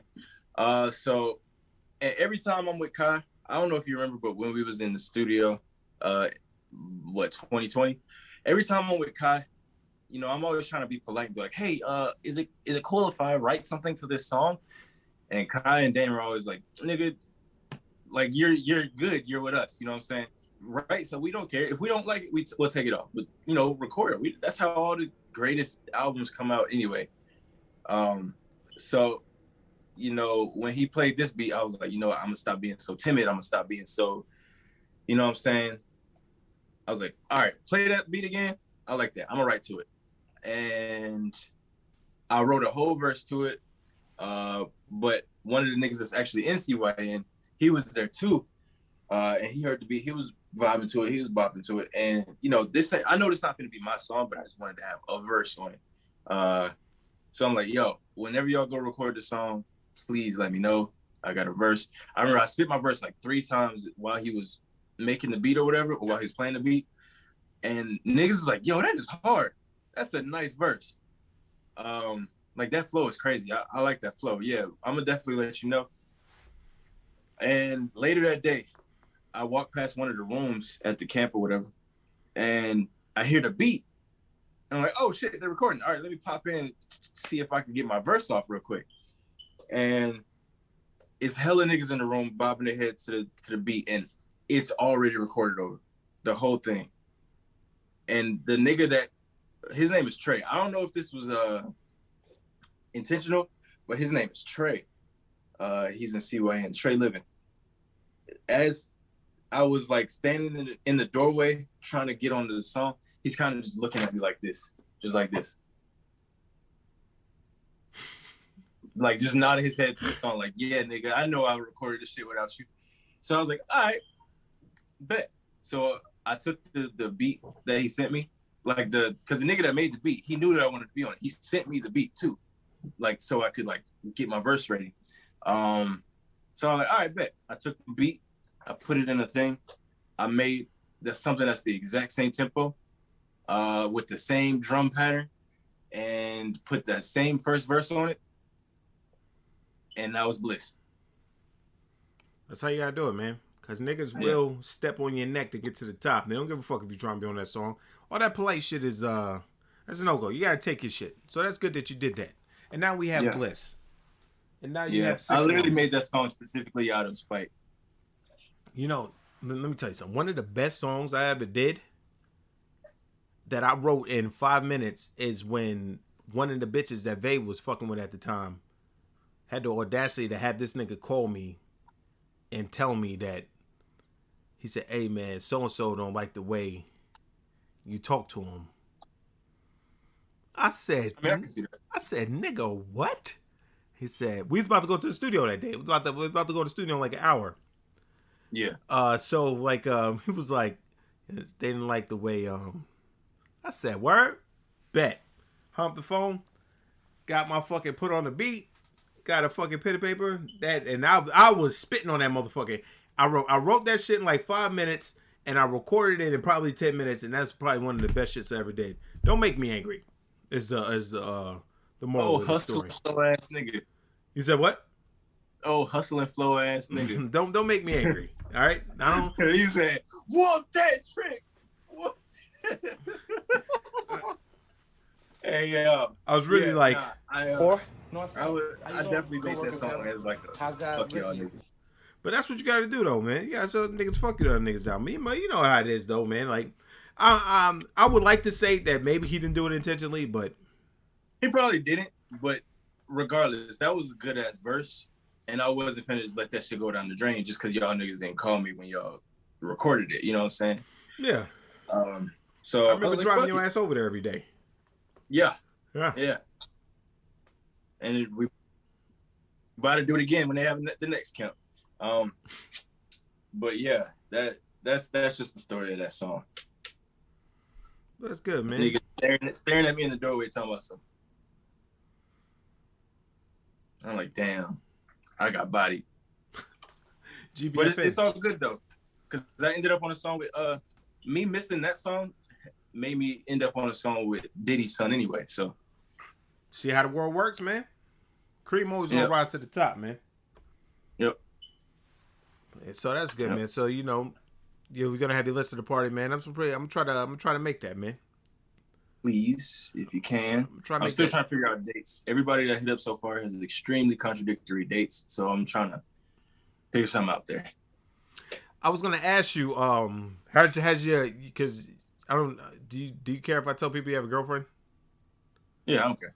Does she listen to these albums and know like the origin of these albums and be like, if I broke up with you, would you write an album about me? So that was actually a very at the beginning of our talking and all of that. That was a very big topic. let's say that was a very big topic. So these bitches had you down bad like that, my nigga? So she had always known that I made great music. Well, not always. I would say since last January. She knew that I made the January before that. Sorry, she knew that I made good music. But when we actually started to get together, she was like, "Yeah, I don't listen to your music," and I'm like, "What the hell? Why?" And she was saying how she doesn't like to hear basically like stuff about the other girls, like, "Oh, so you was doing what you did with her, you did with me," you know what I'm saying? Or and I'm like, "Yo, I didn't even know you." So what I'm sorry. Like, so I'm like, "You really don't listen to my music?" She was like, "I do not listen to your music because it's like I can't, sit there and listen to you sing about how you feel about another girl." And I'm like, but it's crazy that she said that, because we went up to one of Mayor's parties in Philadelphia, and we didn't even bring this up, but Mayor's dad, you know how like old heads, when they get drunk, especially the Q dogs, when they get drunk, they just start talking to you like forever.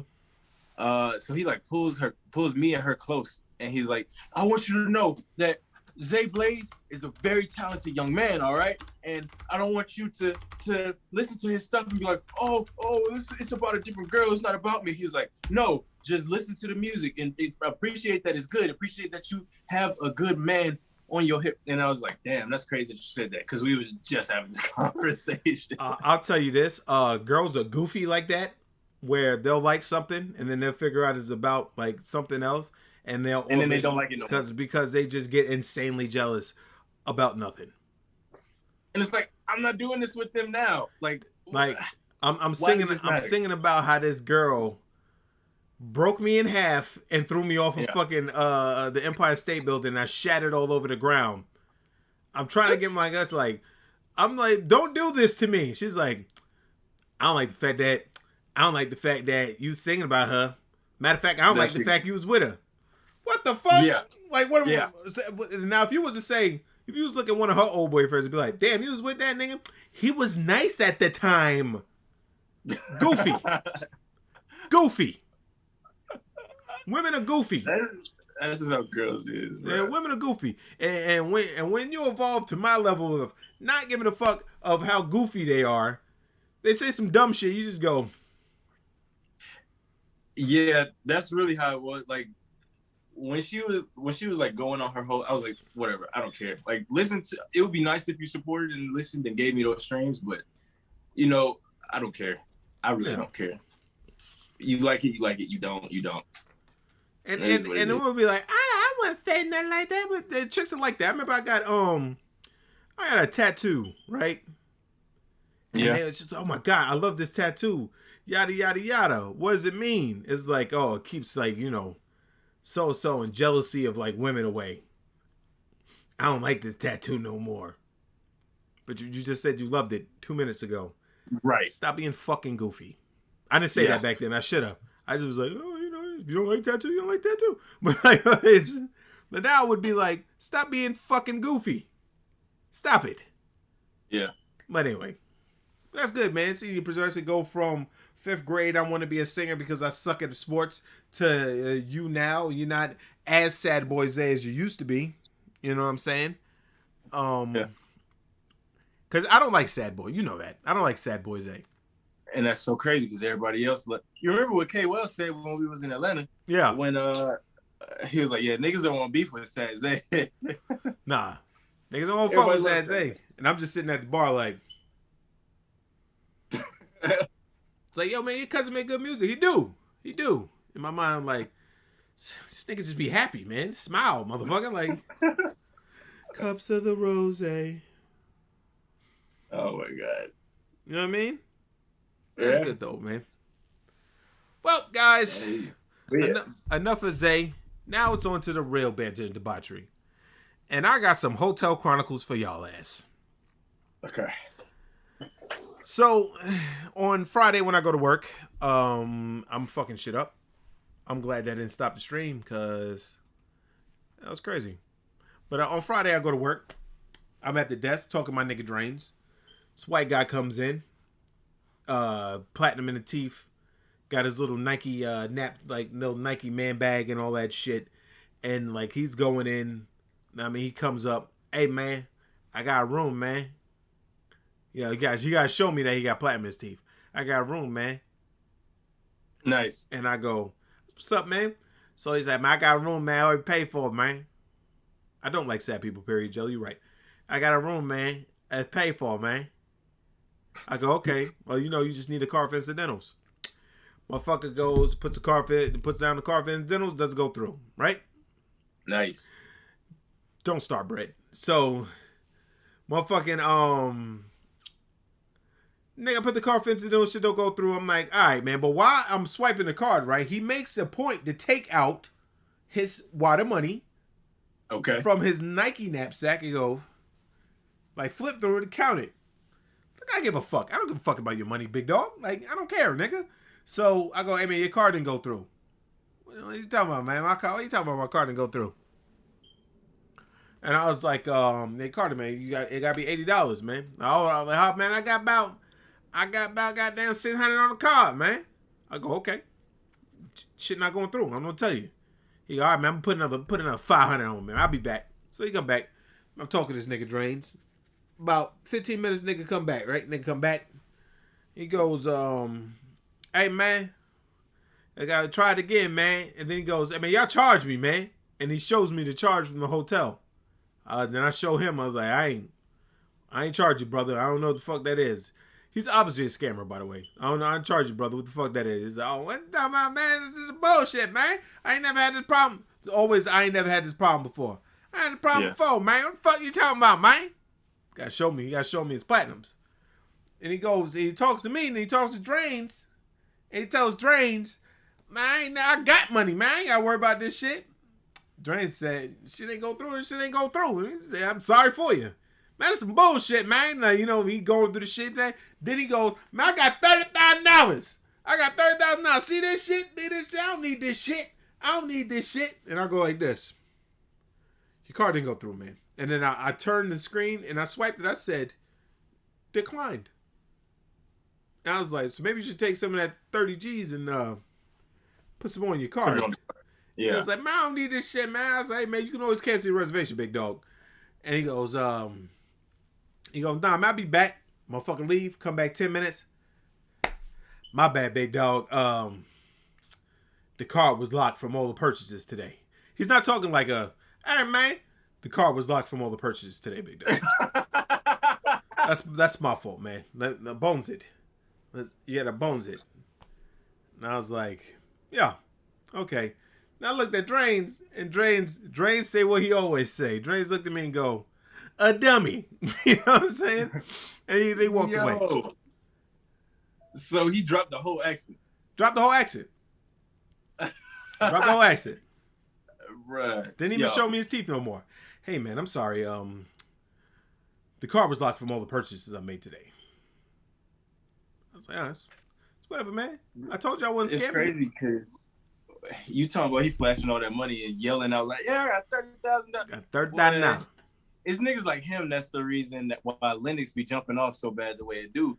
Because niggas be flexing their money, talking about how much money they got, and you don't even notice that you a walking, talking come up. That nigga, you know what I'm saying? Yeah, that motherfucker said, he didn't say I have $30,000. That nigga said, I got $30,000. I got $30,000.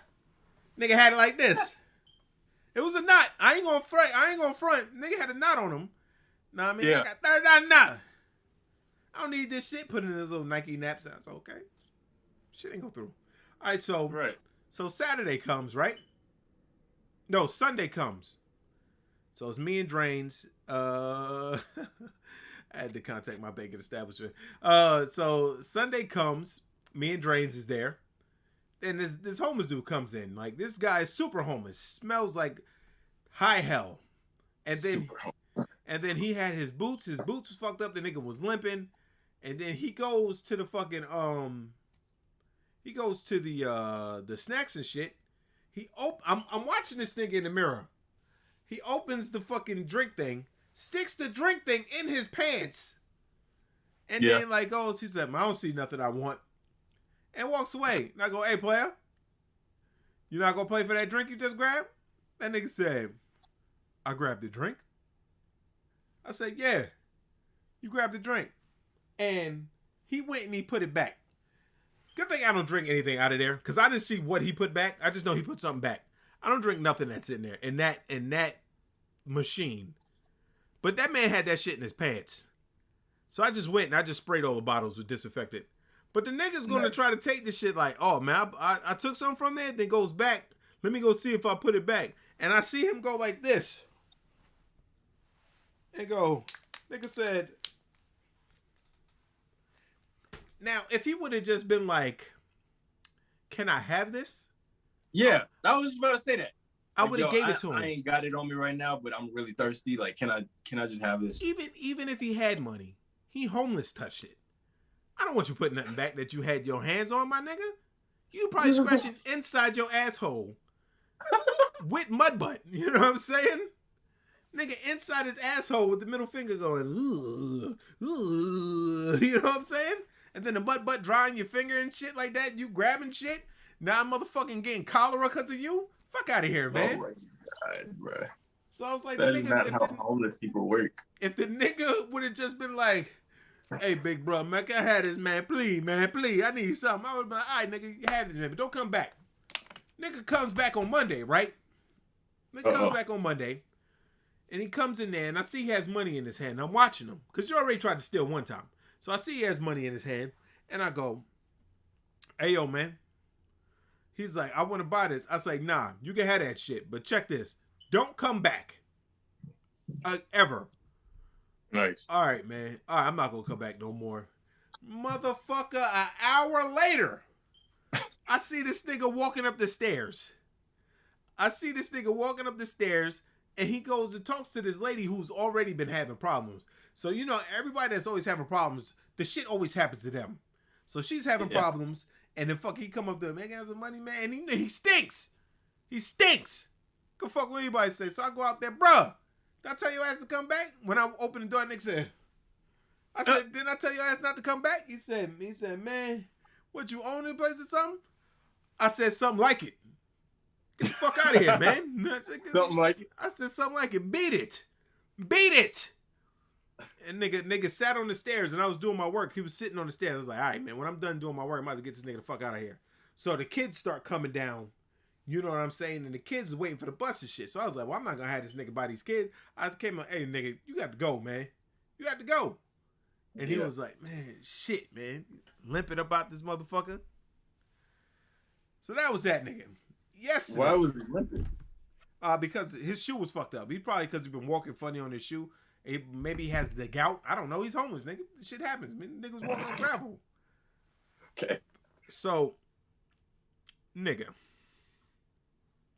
Yesterday, I'm gonna tell you, white people are fucking weird.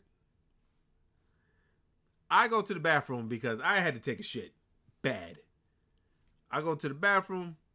I'm in the stall, you know, I'm about to do my thing and sit down. This white man comes in. You know what I mean? I sit down, he's taking a piss, right? Yeah. I sit down, about to get to work. That motherfucker said just like this. He said, I hope it feels good coming out. I said, hey, yo, what? What? Was he talking to you? I thought to myself, hey, yo, what? And I said, huh? He said, I hope it feels good coming out. It always feels good when it comes out of me.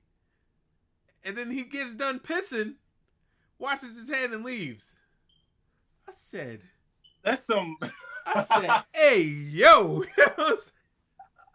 Bro, that sounds like some shit that would happen on Atlanta.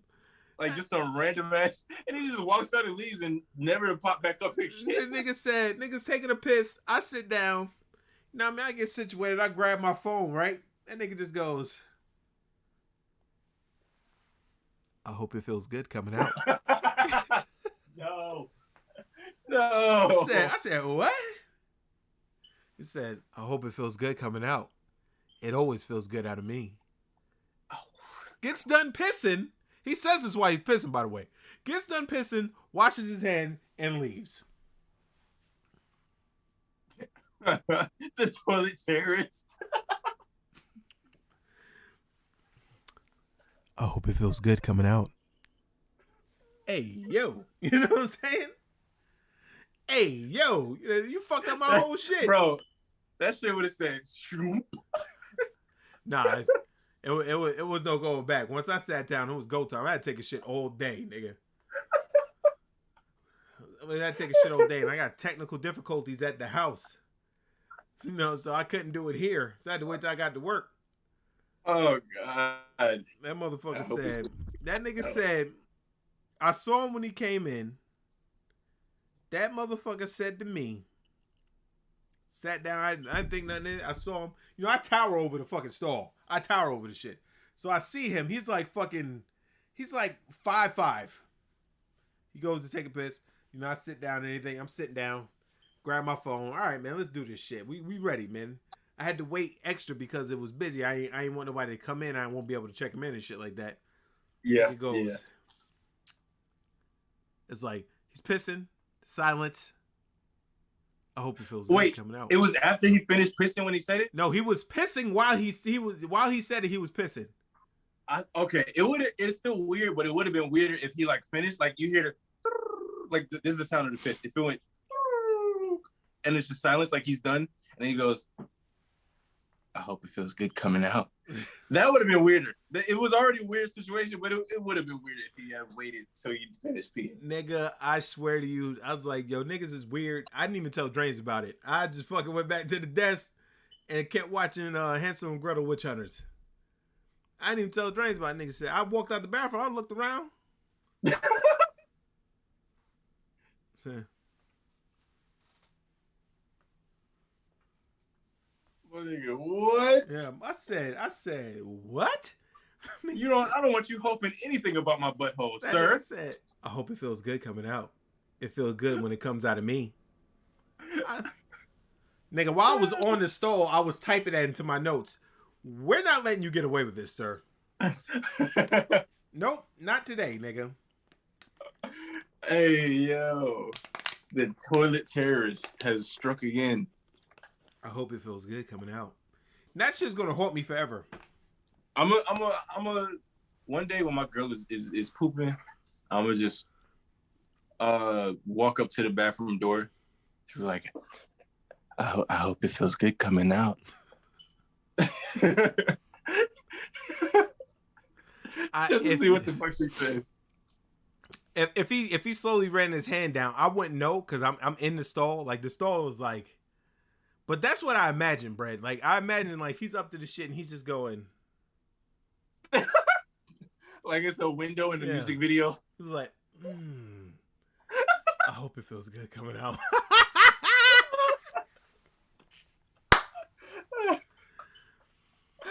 Oh my god. He said, what's your next move? And he said, but if that nigga would have tried to like get in the stall, I'd beat the shit out of that man. I ain't beat the shit out of somebody in a while. I'd have beat the shit out of that man and left him laying in the bathroom. Yeah. Nigga be like, yo, what happened in the bathroom? Like, I don't know. What happened in there? I don't know. It beats me. I wasn't in there. It wasn't me. I don't know. Hey, B, man, let me see them shoes that you be wearing to work. Nah, man, I got rid of them, man. I tore them. They got torn. I could have sworn I saw you go in there like 20 minutes ago. Nah. It wasn't me. What the fuck you talking about? That's that shit.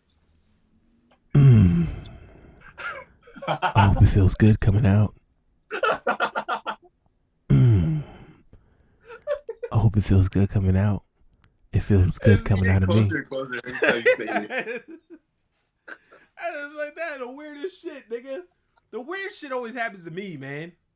Like, why are you taking it? Why are you going to the bathroom on the second floor at motherfucking 3 a.m, nigga?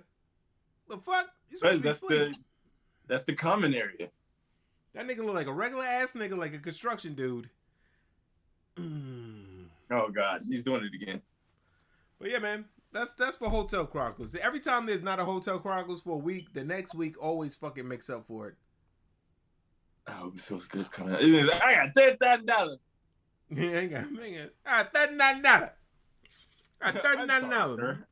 It seems as though I had to contact my banking specialist. I apologize for any inconvenience. It seems that my card was locked for all the purchases that I made today on this day, Friday, what was it, the 19th of February.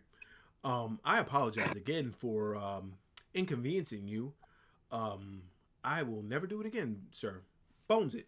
See, my thing is, what is the point of? Because he's not the only person that does it. Every time, like, motherfuckers get ratchet about their card declining, they always say, "Oh, I have such and such amount of money," and you know, sometimes they will go to pull it out and show you, like, "Hey, yeah, I have money. It can't be that my card declined because I have the money." Well, it's like, how does that help this situation right now? Yeah. Like, are you gonna give me some of that money? Because if not, then we're still back at square one. Yo, it's because they're scam. That's what scammers do. Like, that's what scammers do. Like, they fucking, they'll put on, you know what I'm saying? They compare to stupid. they'll put on the whole dog and pony show. You know what I'm saying? Oh, no, this is bullshit. Look at my bank account. Look at my bank account. You know what I'm saying? And they'll be like, nigga, I don't give a fuck, nigga. Your card's not going through. You know what I'm saying? Like, that doesn't help us in this situation. I'm a seasoned vet in this game, nigga. Maybe if you would have caught me at the beginning when I was, oh no, let's see how can help, nigga. I don't give a fuck, motherfucker. Your shit not going through. Like, you trying to intimidate me because you got $39, nigga? You are tiny.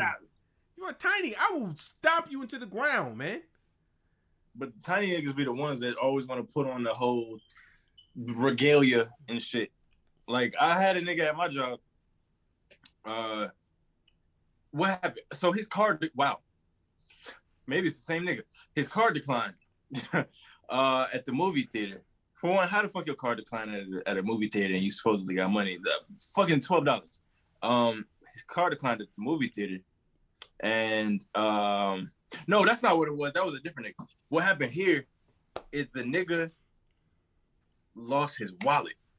And us as busters, we always well, I wasn't a buster at the time, but the busters always take what they find and like, hey, yo, this was in this theater, this was in this theater, and put it like in lost and found. But he had lost his wallet after paying. Yeah, that's what happened. So he paid for his food, and he was like, yo, you never gave me back my card. You never gave me back my such and such. And the server, her name was, let's call her Muda.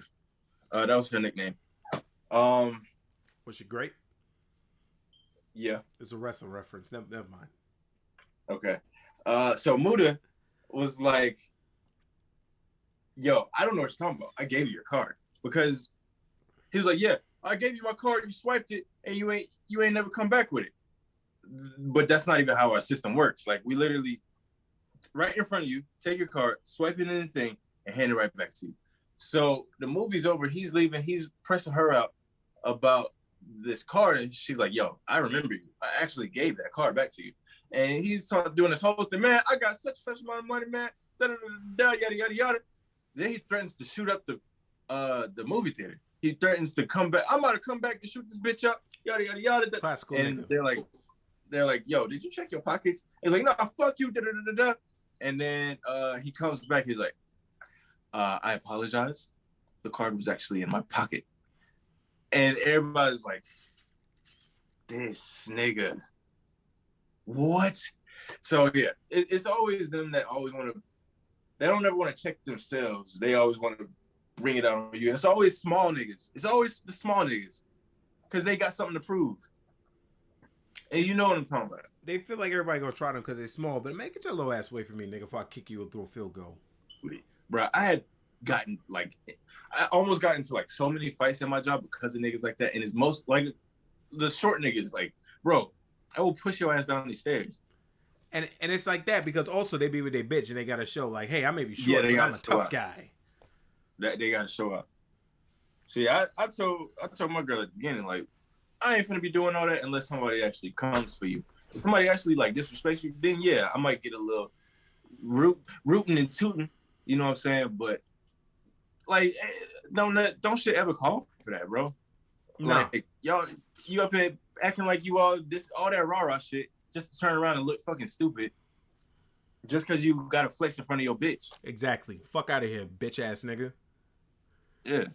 But speaking about flexing for they bitch, let's go in the news. I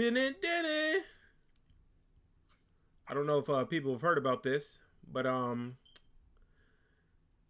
this is gonna make some people mad. Well, the parents, the people that have kids.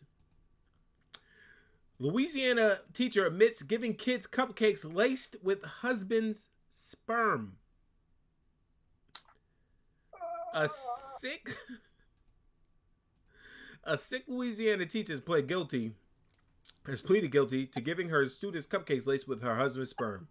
Cynthia Perkins admitted to a slew of disturbing sex crimes, including child pornography, second-degree rape, and mingling of harmful substances. Mingling? I feel like I'm being racist saying that word. When she took a plea deal in Livingston on Monday. The teacher and her now ex-husband, Dennis Perkins, were arrested in 2019 on more than 150 sex-related crimes. Let's get you up out of here. My thing is, how is that a segue to this conversation from the last? Because speaking of flexing in front of your bitch, and then immediately went to putting sperm in kids' food. His bitch asked him to do something and he did it. We're arrested, including sexually abusing a child together. That's fucking terrible. Cynthia was also hit with a harmful substance charge after she put Dennis's sperm in the cupcakes she gave to students at Livingston Westside Junior High School, authorities said. Here she is right here. That's her. That's all I see is Abe Lincoln. That's where the cum came from. All I see is Abe Lincoln. That's where the cum came from. Right there. That guy. She made the cupcakes. Do you think that anybody, like any one of those kids that, let's say, like sexually active, tastes these cupcakes? Like, that shit's familiar. Well, it depends on how old the kids are. Yeah. But I would, for their sake, I would hope not. Look at this shit. This is how people always get off. Under the plea deal, Cynthia has 68 other charges against her dismissed and will have to testify against Dennis at the upcoming trial. They take the nigga in, and they railroad him, but they give the bitch fucking this shit. She has not only waived any right to appeal, she has not only waived any right to appeal and attempted to avoid conviction, but she also spared the victims from living their horrific crimes during this particular trial. So I guess she's not going to say that trials. Oh, God, never mind. She got 41 years. Get fucking mixed. That's what you get, bitch. Oh, let's go. Yeah, we love putting sex offenders behind bars. Fucking less than fucking drug people. Bro, you putting sperm in kids' cupcakes.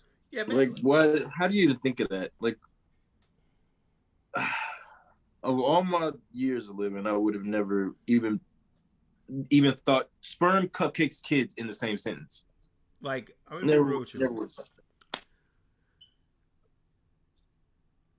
What would you do if you found this shit out? About my kids, or I was one of the kids? Well, let's say you was one of the kids first. What can I do now? I ate the cupcakes. Death is what you could do. Niggas are going to die. Niggas are dying, man. Niggas is dying, man. Fuck you talking about? Like, if I found out they put the sperm in the cupcakes, I'm sitting in class. Did you hear what Miss Perkins did? What'd she do? She put her husband's sperm in the cupcakes. And I'm sitting here thinking, like, flashback, like, damn, Miss Perkins, y'all cupcake good as fuck. And in my mind, I'm like, what the fuck, y'all? God damn! God! What? God! Hey, what the fuck? Shit. What the fuck is this shit? I'm tearing shit up. I'm getting sent home that day. I'm tearing shit up, nigga. I'm tearing shit up. Bruh, tearing shit up, man. Just imagine, you're one of those kids and you're like, damn, you really put your foot in this, Miss Watkins. Oh, I put something in it. Like, who helped you make this? Oh, yeah, not my foot. My husband, Mr. Perkins, helped me make this. This shit is good. This shit is good. Then you find out she put cum in the shit. Oh, she be like, yo, what's the ingredients? I'm afraid I've got some bad news. And you just look, She was like, yeah, I put like the nigga that's taking it down. I was like, okay, so what did you put in there? So what did you put in the cupcakes? I put cum in them. Nigga look up and said, tell me he didn't just say that. You know what I mean? It's basically that episode of South Park. That's all it is. Oh, when he put the fucking, oh God, my ass. The horseradish. The fucking, no, not that one. Not that one. Whoa, the one with Butters. Butters when he, because somebody was like, oh yeah, the stuff that comes out of you is like, compassion, because he's a good kid, yeah. You exude all these good things, but he's thinking they're talking about like the stuff that comes out of him when he's asleep. Yeah. Like nocturnal emissions. So he's bottling that up and putting it in a drink. And I've been, try this, and everybody is drinking Butters is cum for the whole episode, and they're like playing with the word though. Like this drink is full of camaraderie, compassion, commandership. And at the end of the episode, Butters' dad is like, "This is cum." You know Butters' dad would fucking know. You know what I'm saying? Yeah. You know Yeah. Butters' fucking dad would know. He is the one person that would know. This is cum, actually. Come. Well, that and all the chicks. But yeah, she did that shit, man. That shit is wild, man. If I had a kid, I got to kill this bitch. She got to die, Zay. Yeah. Zay, she got to die. Her and him. I'm getting somebody to stab him in the neck in a fucking in a penitentiary. That makes me wonder how old the kids were, though. Junior high school. So middle school. Yeah, they know. Probably not all of them. But at least That's probably how they found out what cum was. Yeah. This generation Unless their definitely parents didn't tell them. Like, I feel like if I was such and such and like my mom had found that out, my mom wouldn't. She would tell me like, "Oh yeah, you know, she put something in the cupcakes," but she wouldn't tell me like exactly what it was. If other people's parents were like that, then yeah. Nigga, But- your mom, her baby, scorched earth. Oh, Amen. of course. But she wouldn't have told me. She wouldn't have said, "Oh yeah, this is what was in." She would be like, "Oh yeah, she did something messed up," but not been very specific. Like when I probably would have had to find out later in life through context clues, like Or when the I was, fucking article that just came out, nigga. or that. I mean, but I'm in middle school. I don't read the fucking news. What am I gonna do? Niggas are gonna come tell you, be like, yo, you shit was in the fucking news? What? Miss Perkins put cum in the goddamn cupcakes. What? That's true. But if my mom was telling me, she would definitely use euphemisms. Like when I fell when I was a kid playing with a wagon, and there was a big old tire mark down my back, and my mom didn't have any Band-Aids to cover the blood. So guess what she put on my back? Oh no. Put maxi pads on your back, nigga? And sent me right back outside to keep playing with the rest of the kids. Let me ask you a question, nigga. What the fuck? How did you let a wagon run you over? I was pulling it. What the fuck is this? The Old West, nigga? You trying to go to California? Yeah, that's exactly what was happening. I was pulling it. It was my two friends in the wagon. I was pulling it. And I was running as fast as I could, and it clipped the back of my shoe, and I tripped, and it ran over me with the two kids in it. Fun times. Honestly, looking back on that day, I did have fun. That was fun as hell. But I didn't know what my mom was putting on my back. All I remember is her being on the phone later that day, and she was like, "Girl, I ain't had no Band-Aids big enough to put on it. So guess what I put on it?" And then all I heard was my mom go, "Yep." Child, I sent him right back going out there to go play with his friends. And I in my head, I'm like, what, a bigger Band-Aid? Like, what, as I got older, I'm like, oh, okay, cool. Cool. Yo, remember that time, real quick before I go into this next thing, remember that time when we were having that water fight at your house? And then we fucking soaked the fuck out of Raymond in his phone? Like he walked outside. Yes. Yes, as soon as he walked outside. Because why do you have your phone with you? I remember somebody being like, "Don't you bring that phone outside." Like, what does he do? He walks outside with the phone on his phone, not paying attention to all the kids throwing water bottles. He's standing on a porch. As soon as he walks out, somebody goes, he's like, "Oh, my phone." And I think he dropped it too. And then I sprayed him with the hose. He was so mad. That was Bria's Like, birthday, don't right? bring the phone outside, bro. Just leave it. I think that was Sabrina's birthday. That was Sabrina's birthday, yeah. Fun times, fucking with your family members. All right, next, let's see what we got next. All right, I want to talk about something. I got a couple things I want to talk about, but I want to talk about this first. All right, I saw this on Reddit, and I said I have to talk about this. All right, caught my husband watching extreme pornography. Is this a deal breaker? Oh, I remember you brought this up in the chat. I went to bed early Friday night because I felt sick, and husband, oh my God, ESL. I went to bed Friday night because I felt sick and husband stayed up to play games on his computer. At some point late in the night, I woke up and he wasn't in bed. So I walked back to his game room and instantly heard pornography playing. When I walked into the room, he jumped up startled, but was obviously masturbating. Now, I'm not a prude by any means. When somebody says that, they are. But when I looked on the screen and processed what I was hearing, it was shocking. The video was extremely graphic.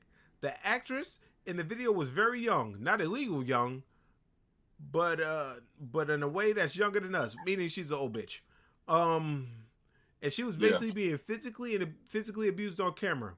These men were screaming extremely graphic things at her, physically smacking her and forcing her to vomit by oral sex. I'm in utter and complete shock. I couldn't process it. I called him a disgusting pig, locked myself in the bedroom. When I woke up this morning, he was apologizing profusely, claiming a porn addiction. Nigga, you don't... Whatever. He folded like a he folded hard. Baby. But it's not that he was watching porn. He was watching complete smut. It's apparently called facial abuse porn. He doesn't know why he watches it. I know why he watches it. But it's so bad that I don't understand how it's legal. It is. I checked. You bet you was going to snitch? It's just, I don't know if I can ever look at him the same, let alone ever let him touch me again. I'm just completely lost. Is there any reason or way to get over this? Now, when I was watching this shit, when I was reading this shit, it was a whole bunch of comments. Talk about, girl, that's messed up, blah, blah, blah. Now, if anybody who doesn't know, context clues, this nigga was watching Ghetto Gaggers. Off rip. He was watching Ghetto Gaggers. If anyone has seen Ghetto Gaggers before, oh boy. You know what I'm saying? Yeah. Yeah. I remember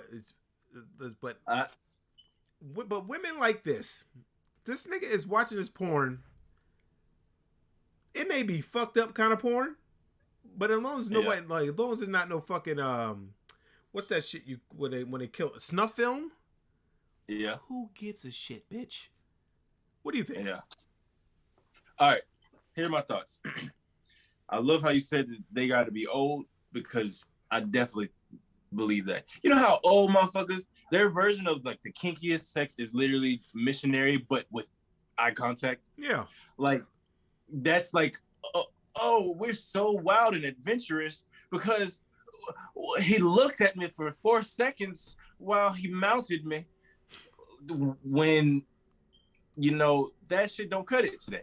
That shit does not cut it today. And clearly, she is giving him the type of sex that makes him want to explore what others. And he's not even cheating on. No, he's just. But you making him want to bitches get face fucked.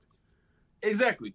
You making him want to explore, because what she said is actually kind of fucking normal porn. Like today, like back then, like you know, aside from the. I mean, it's normal. It's in a category. There's a bunch of categories, but you're making a bitch throw up and then clean it up. That is pretty normal today. It's not the most normal thing. It's still kind of far left, but the way she's explaining it is not that fucked up. Because I've unintentionally seen that. Like just scrolling down the timeline, you know, she trying to deep throat it, she can't take it all. It's like if it happens. It's 2022, people. We fucking girls' faces out here. You know what I'm saying? And they love it. We're not doing it like against their will. They're really the type of person that doesn't let. Well, I'm not gonna, because I'm not the type of dude that be trying to fuck people's faces, because I'm considerate and nice as fuck. But you know, there are a lot of women out here that like that, and if your man wants that and he's not gonna subject that to you, what's wrong with him watching a video of that? Like, oh yeah, that's kind of cool, that's kind of hot. Like, I be looking at you know, regular. I'll watch fucking titty connoisseur. You know, if my girl walked in on me and she sees just the largest titties on earth just bouncing around on my phone screen, you know, I can see why that would make her feel a certain type of way, because she does not have the largest titties on earth. So it's, is this what you want? Oh, you're so fucked up. You're so, you know what I'm saying? It's the same thing. You not giving your man that. So what's wrong with him looking at it? You gotta, at some point, women gotta stop being insecure when niggas be looking at shit, because you can look at a nigga online. If you a chick, this nigga is jacked to the gills, 2% of body fat. You know what I'm saying? Yeah. And you could be looking at it, you go, and we don't say shit about that. We don't say nothing, bro. We don't say nothing. And if you be like, so you like niggas that are diesel like that? Oh, what, you insecure ass nigga? Huh? But you fucking walk in like, damn, this bitch got some. Get you a chick. If you looking at your phone and you see some shit that she'll go, oh, let me see. Not, oh, so that's what you like? That's what you like? Yeah. Because, but they be inside their own minds, man. Women need to grow. Like, that bitch need to grow. Like, so, she needs, I don't know how old she is. She's probably like 80, but she needs to grow the fuck up. And she probably gives the worst fucking blowjobs. This nigga probably sit there like, if she sucks his dick at all. Because I know somebody that's married and doesn't get his dick sucked. Like, it's a lot of people in that age group, like 50 and up, that don't give oral sex at all, because that's what was normal to them. And it is like, when they find out that we be doing it, it's like, what? How could you? Not my daughter, not my son. Like, you know what I'm saying? Get you a chick where you can, like, and now for some of the women out here listening, this shit's gonna sound a little graphic, but let's be honest, you've probably been there. So enough. But let's get you a chick that you can shove your dick down the throat and pull it out. She goes, spits on that shit. Like, yeah, I like that nasty shit. You know what I'm saying? I like that nasty shit. Yeah, give me that shit. Yeah. Give me some of that shit. He's having bad double ocean arms. I don't got no arms. I'm TDK from Suicide Squad. But yeah, man. That's what you like. Fuck, motherfucking chicks are nasty nowadays. Yeah. Look, you may not like your feet, but there's chicks out there that love that shit. You know what I'm saying? Love looking at that shit. We like looking at ass. You know what I'm saying? Yeah. Somebody sends me ass on Instagram every single fucking day. I don't complain. You know what I'm saying? I don't complain. It'd be good ass. But somebody sends me ass every day. Every day. I can fucking bet. If I go to sleep and wake up, I got 2 or 3 notifications from this person that from Instagram that got fucking ass.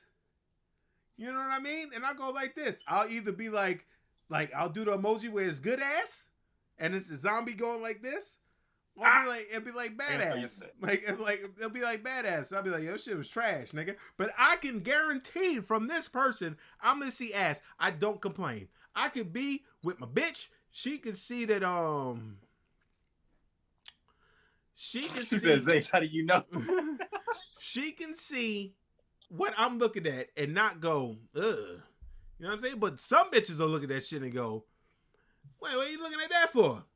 She got a fat fucking ass, nigga. That's why. Yeah. That's literally what it is. And it's not like, I remember, like, my girlfriend, like 5 fucking years ago. I remember anybody that knows me, anybody that's ever shook hands with me knows that I'm a titty guy, right? Anybody that knows me, you can look at me up and down and say, oh, you, sir, love you a good titty. That runs in the family. And yes, I do. And I'll say I know my way around a good titty.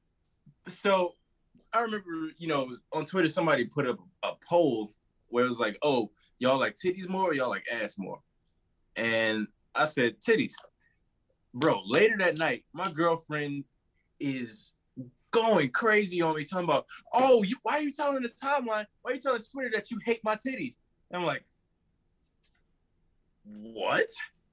Because she had small titties. She had more of a past than she had a future. And I don't mind that. You know what I'm saying? I don't care. If you bad, it's so many girls in my life that have had, my current girlfriend, small titties, big ass.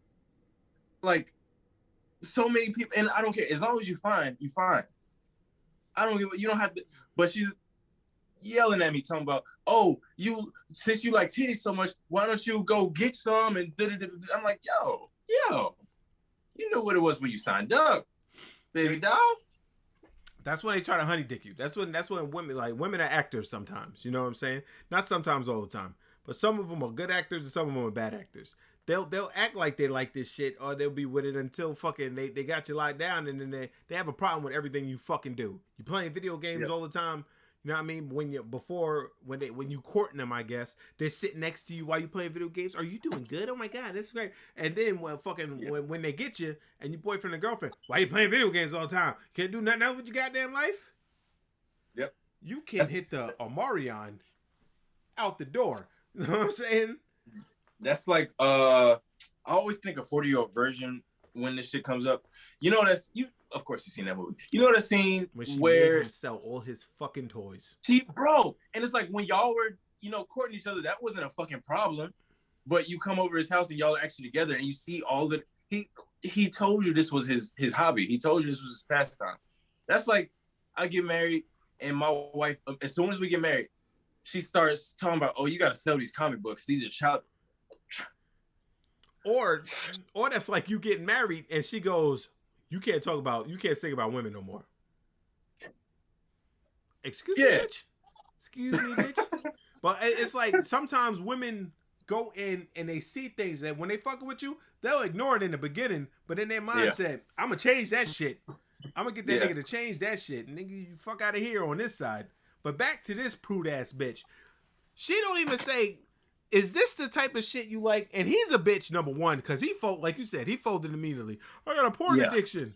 Nigga, everybody look at fucking, if you go on Twitter, you gonna see some fucking, I don't give a fuck what kind of your timeline. Somebody gonna retweet some shit. You know what I'm saying? Yeah. You gonna go, what the fuck? Unless you following certain pages, then you're just gonna see it to see it. But fucking, but yeah, like at this new day and age, shit is everywhere. The motherfucker, he shouldn't have folded. Be like, hey man, this is shit I like. She get on face. I think that shit is sexy. Get on Facebook. That's kind of cool. And you know why? I wouldn't do that to you. He probably because I love you. Shit, that's kind of cool. Let me do it to you, and I ain't gotta watch the shit. That's what I would tell her. But he probably likes watching women get dominated because he's not dominant in his relationship. Exactly. I was about to say that. She probably beat this nigga down to the point where he's not fucking. He's submissive. Yeah, he's just like, all right, man. What you want me to do? You want me to take this shit out? Yeah, take this shit out, motherfucker. What you stupid? Blah, blah, blah, blah, blah, blah, blah. Okay, all right. You know what I mean? And he fucking be like, man, I wish I could be this guy fucking this girl's face. You know what I'm saying? Yeah. Like, and she had to throw in there because she's probably insecure too. Well, I know she's insecure, but she had to throw in there. The girl was young, not illegal young. But it was young. And for you to be then why the fuck does it matter if it wasn't illegal? Like, when you said young at first, I was like, whoa. Yeah. 12? I'm not reading that if it was like, no. Then why the fuck does that matter? Because that's like, I saw this whole thread on Twitter, like 2 months ago, where it was like, and it's like, in a way, I kind of get the girl's side, but ultimately not. So it was this one girl talking about how like, oh yeah, my boyfriend got me pregnant, and ever since we had the baby, he watches porn of the women who had the body that I used to have. And every girl in the thread was like, oh girl, shit, I thought that was just me.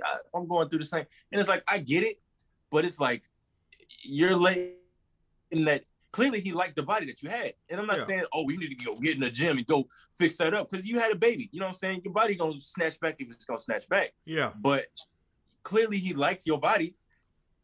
But now you are insecure being that you don't have that body anymore. But it's not like he's out here fucking everybody else that had your body. He just, he probably just reliving the glory days. Whatever.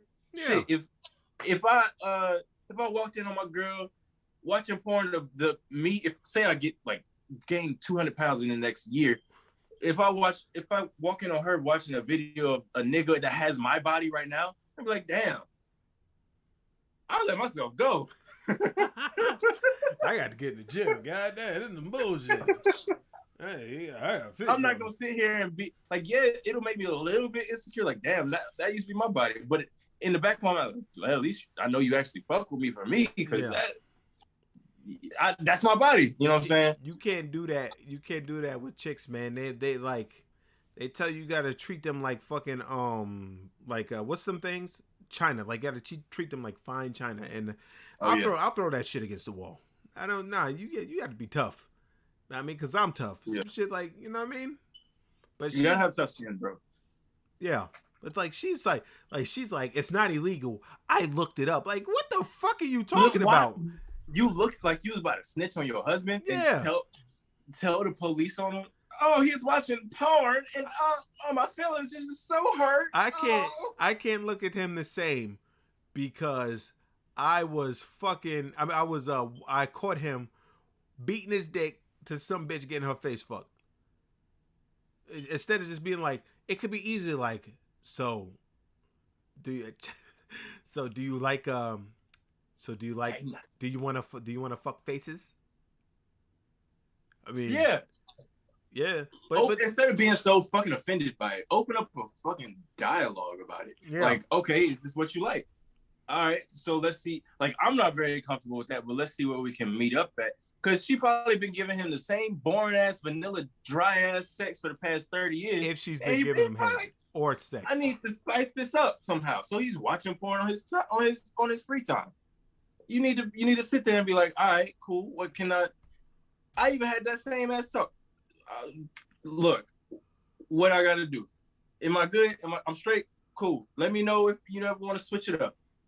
You gotta have that talk because that shows maturity. You sitting there being fucking immature ain't gonna help. You gotta be open to try new things, man. You know what I'm saying? That's all it is.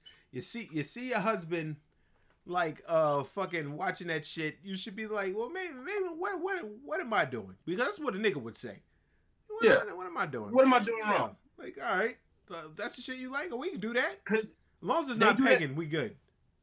Right, exactly. Yeah. They do that shit all the time. Like so many times, you'll stay away from my ass. It's even a trope in movies where it's like the guy will walk in on a girl watching something, or she's like fantasizing about something that doesn't really align with what the guy does, and immediately the first thing he always says is, "Okay, well, what should I try? What should I do?" But it's the other way around, and it's, oh, I can't look at you the same way because, oh, she's so young, but not young enough to be creepy, but she's so young, her body's all nice. Yeah, because bitches, they'll be like this. You're supposed to only look at me like that. Like, for you to be with somebody and never to be like, you could be with somebody attracted to another person and not fuck them. Like, damn, that bitch. You know what I'm saying? I seen this bitch. Yeah, that's morning. I said, God damn, that bitch, that shit. Well, you see bitches all the time. But it's like, fuck, like.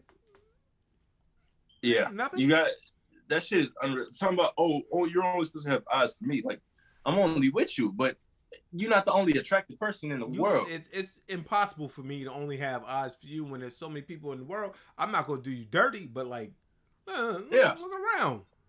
Niggas is everywhere. Like, you can't tell me if a bitch walk in with a fat ass and big titties that you not gonna look too. Like, damn. Right. Exactly. I'll lose my whole train of thought. Man, we're supposed to be getting spaghetti up. See the ass on that bitch? See the ass on that bitch? God damn. You think that was BBL? Her ass came in 2 whole minutes after she walked through the door. God damn. Or like what I be telling Drains. Goose caboose. That bitches be having goose cabooses, man. Out here with the fattest of asses. Especially nowadays, everybody got BBLs and shit. Yeah. I gotta ask Jelly to be like, yo, is this they ass real or not? Oh, that's a BBL. No, her ass is real. Oh, them titties is real. Them titties is fake. Well, okay. It's a motorboat, them shit. You know what I'm saying? That's on that woman. Let's see what her username is. Darcy Blows. Obviously, you don't because you ain't sucking dick. Nice. But what you need to do is you need to, fuck your husband better, and let him fuck your face. Let him call you nasty names, and then you won't have this problem. All right, let's go into something else. I know we reaching the whatchamacallit mark, so. What mark? Like, this podcast is running a little long in the tooth. Okay. And I know you got things to do, so. All right. I saw the cigarette ad. Nice.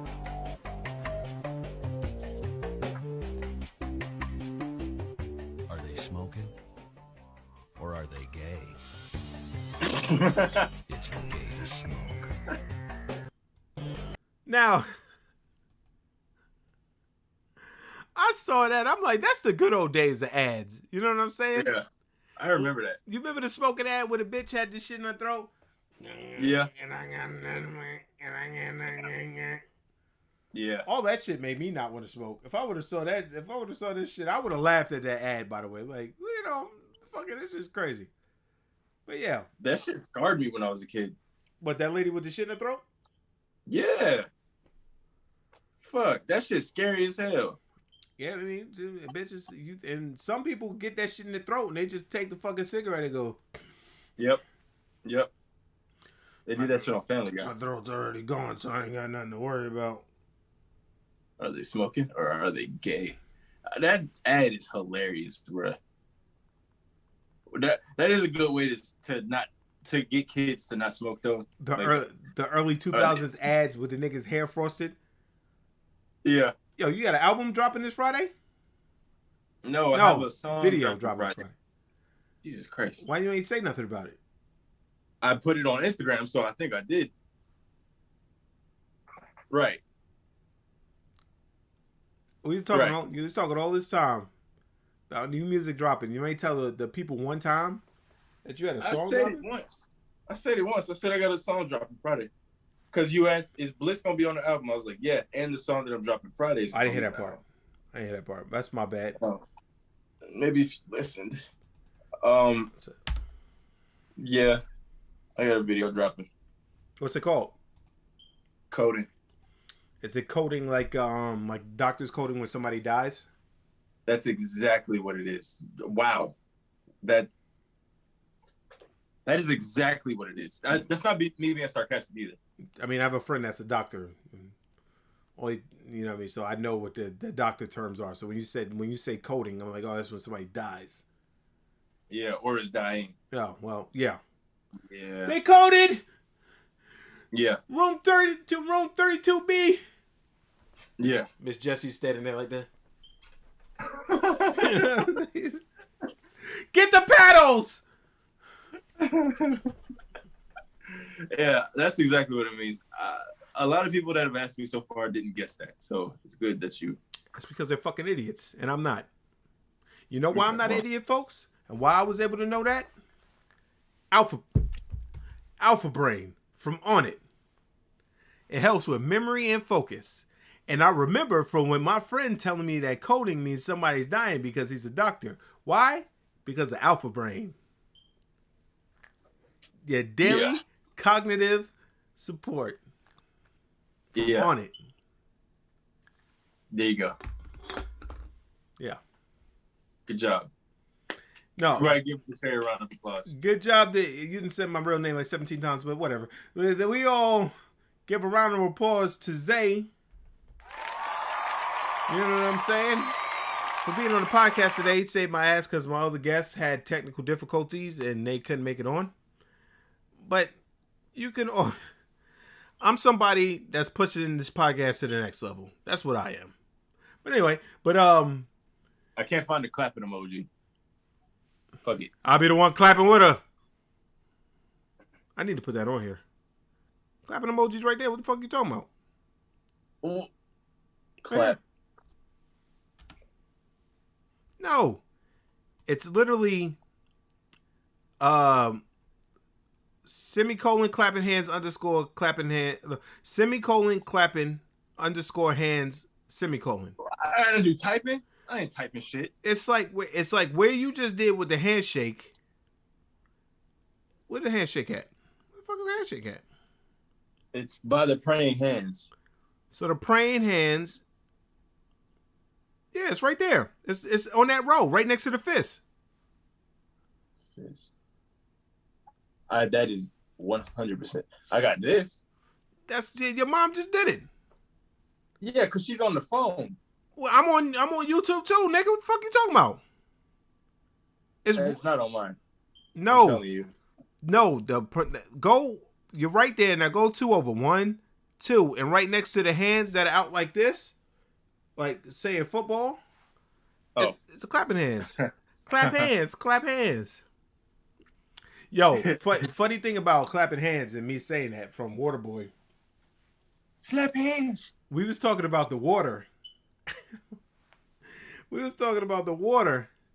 And somebody said, this water is terrible. And I looked at them, I said, you drinking the raw water.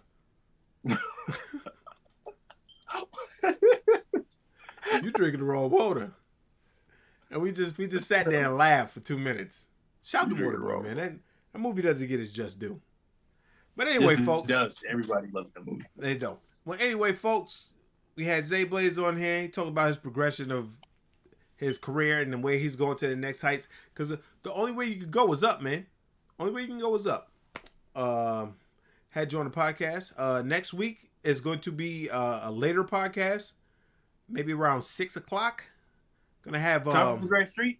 That's when Great Street's supposed to rock though. I don't know what the fuck you're talking about. Well, this Banter Debauchery is rocking at 6 o'clock. Maybe 6 o'clock. It could be 7. I'm gonna have Theo on next week. 6 o'clock is when Great Street's supposed to Or, rock. you know what I'm saying? How you doing? Good working, fella. How's God blessing you? Should I have like some music when Theo comes in here? Like, hey everybody. No. No. No. You don't even know what I'm gonna say. It's gonna be racist, is what it's gonna be. It's not racist if it's true. Know what I'm saying? I'm sick of y'all. It's not racist if it's true. Right? No, that's not right.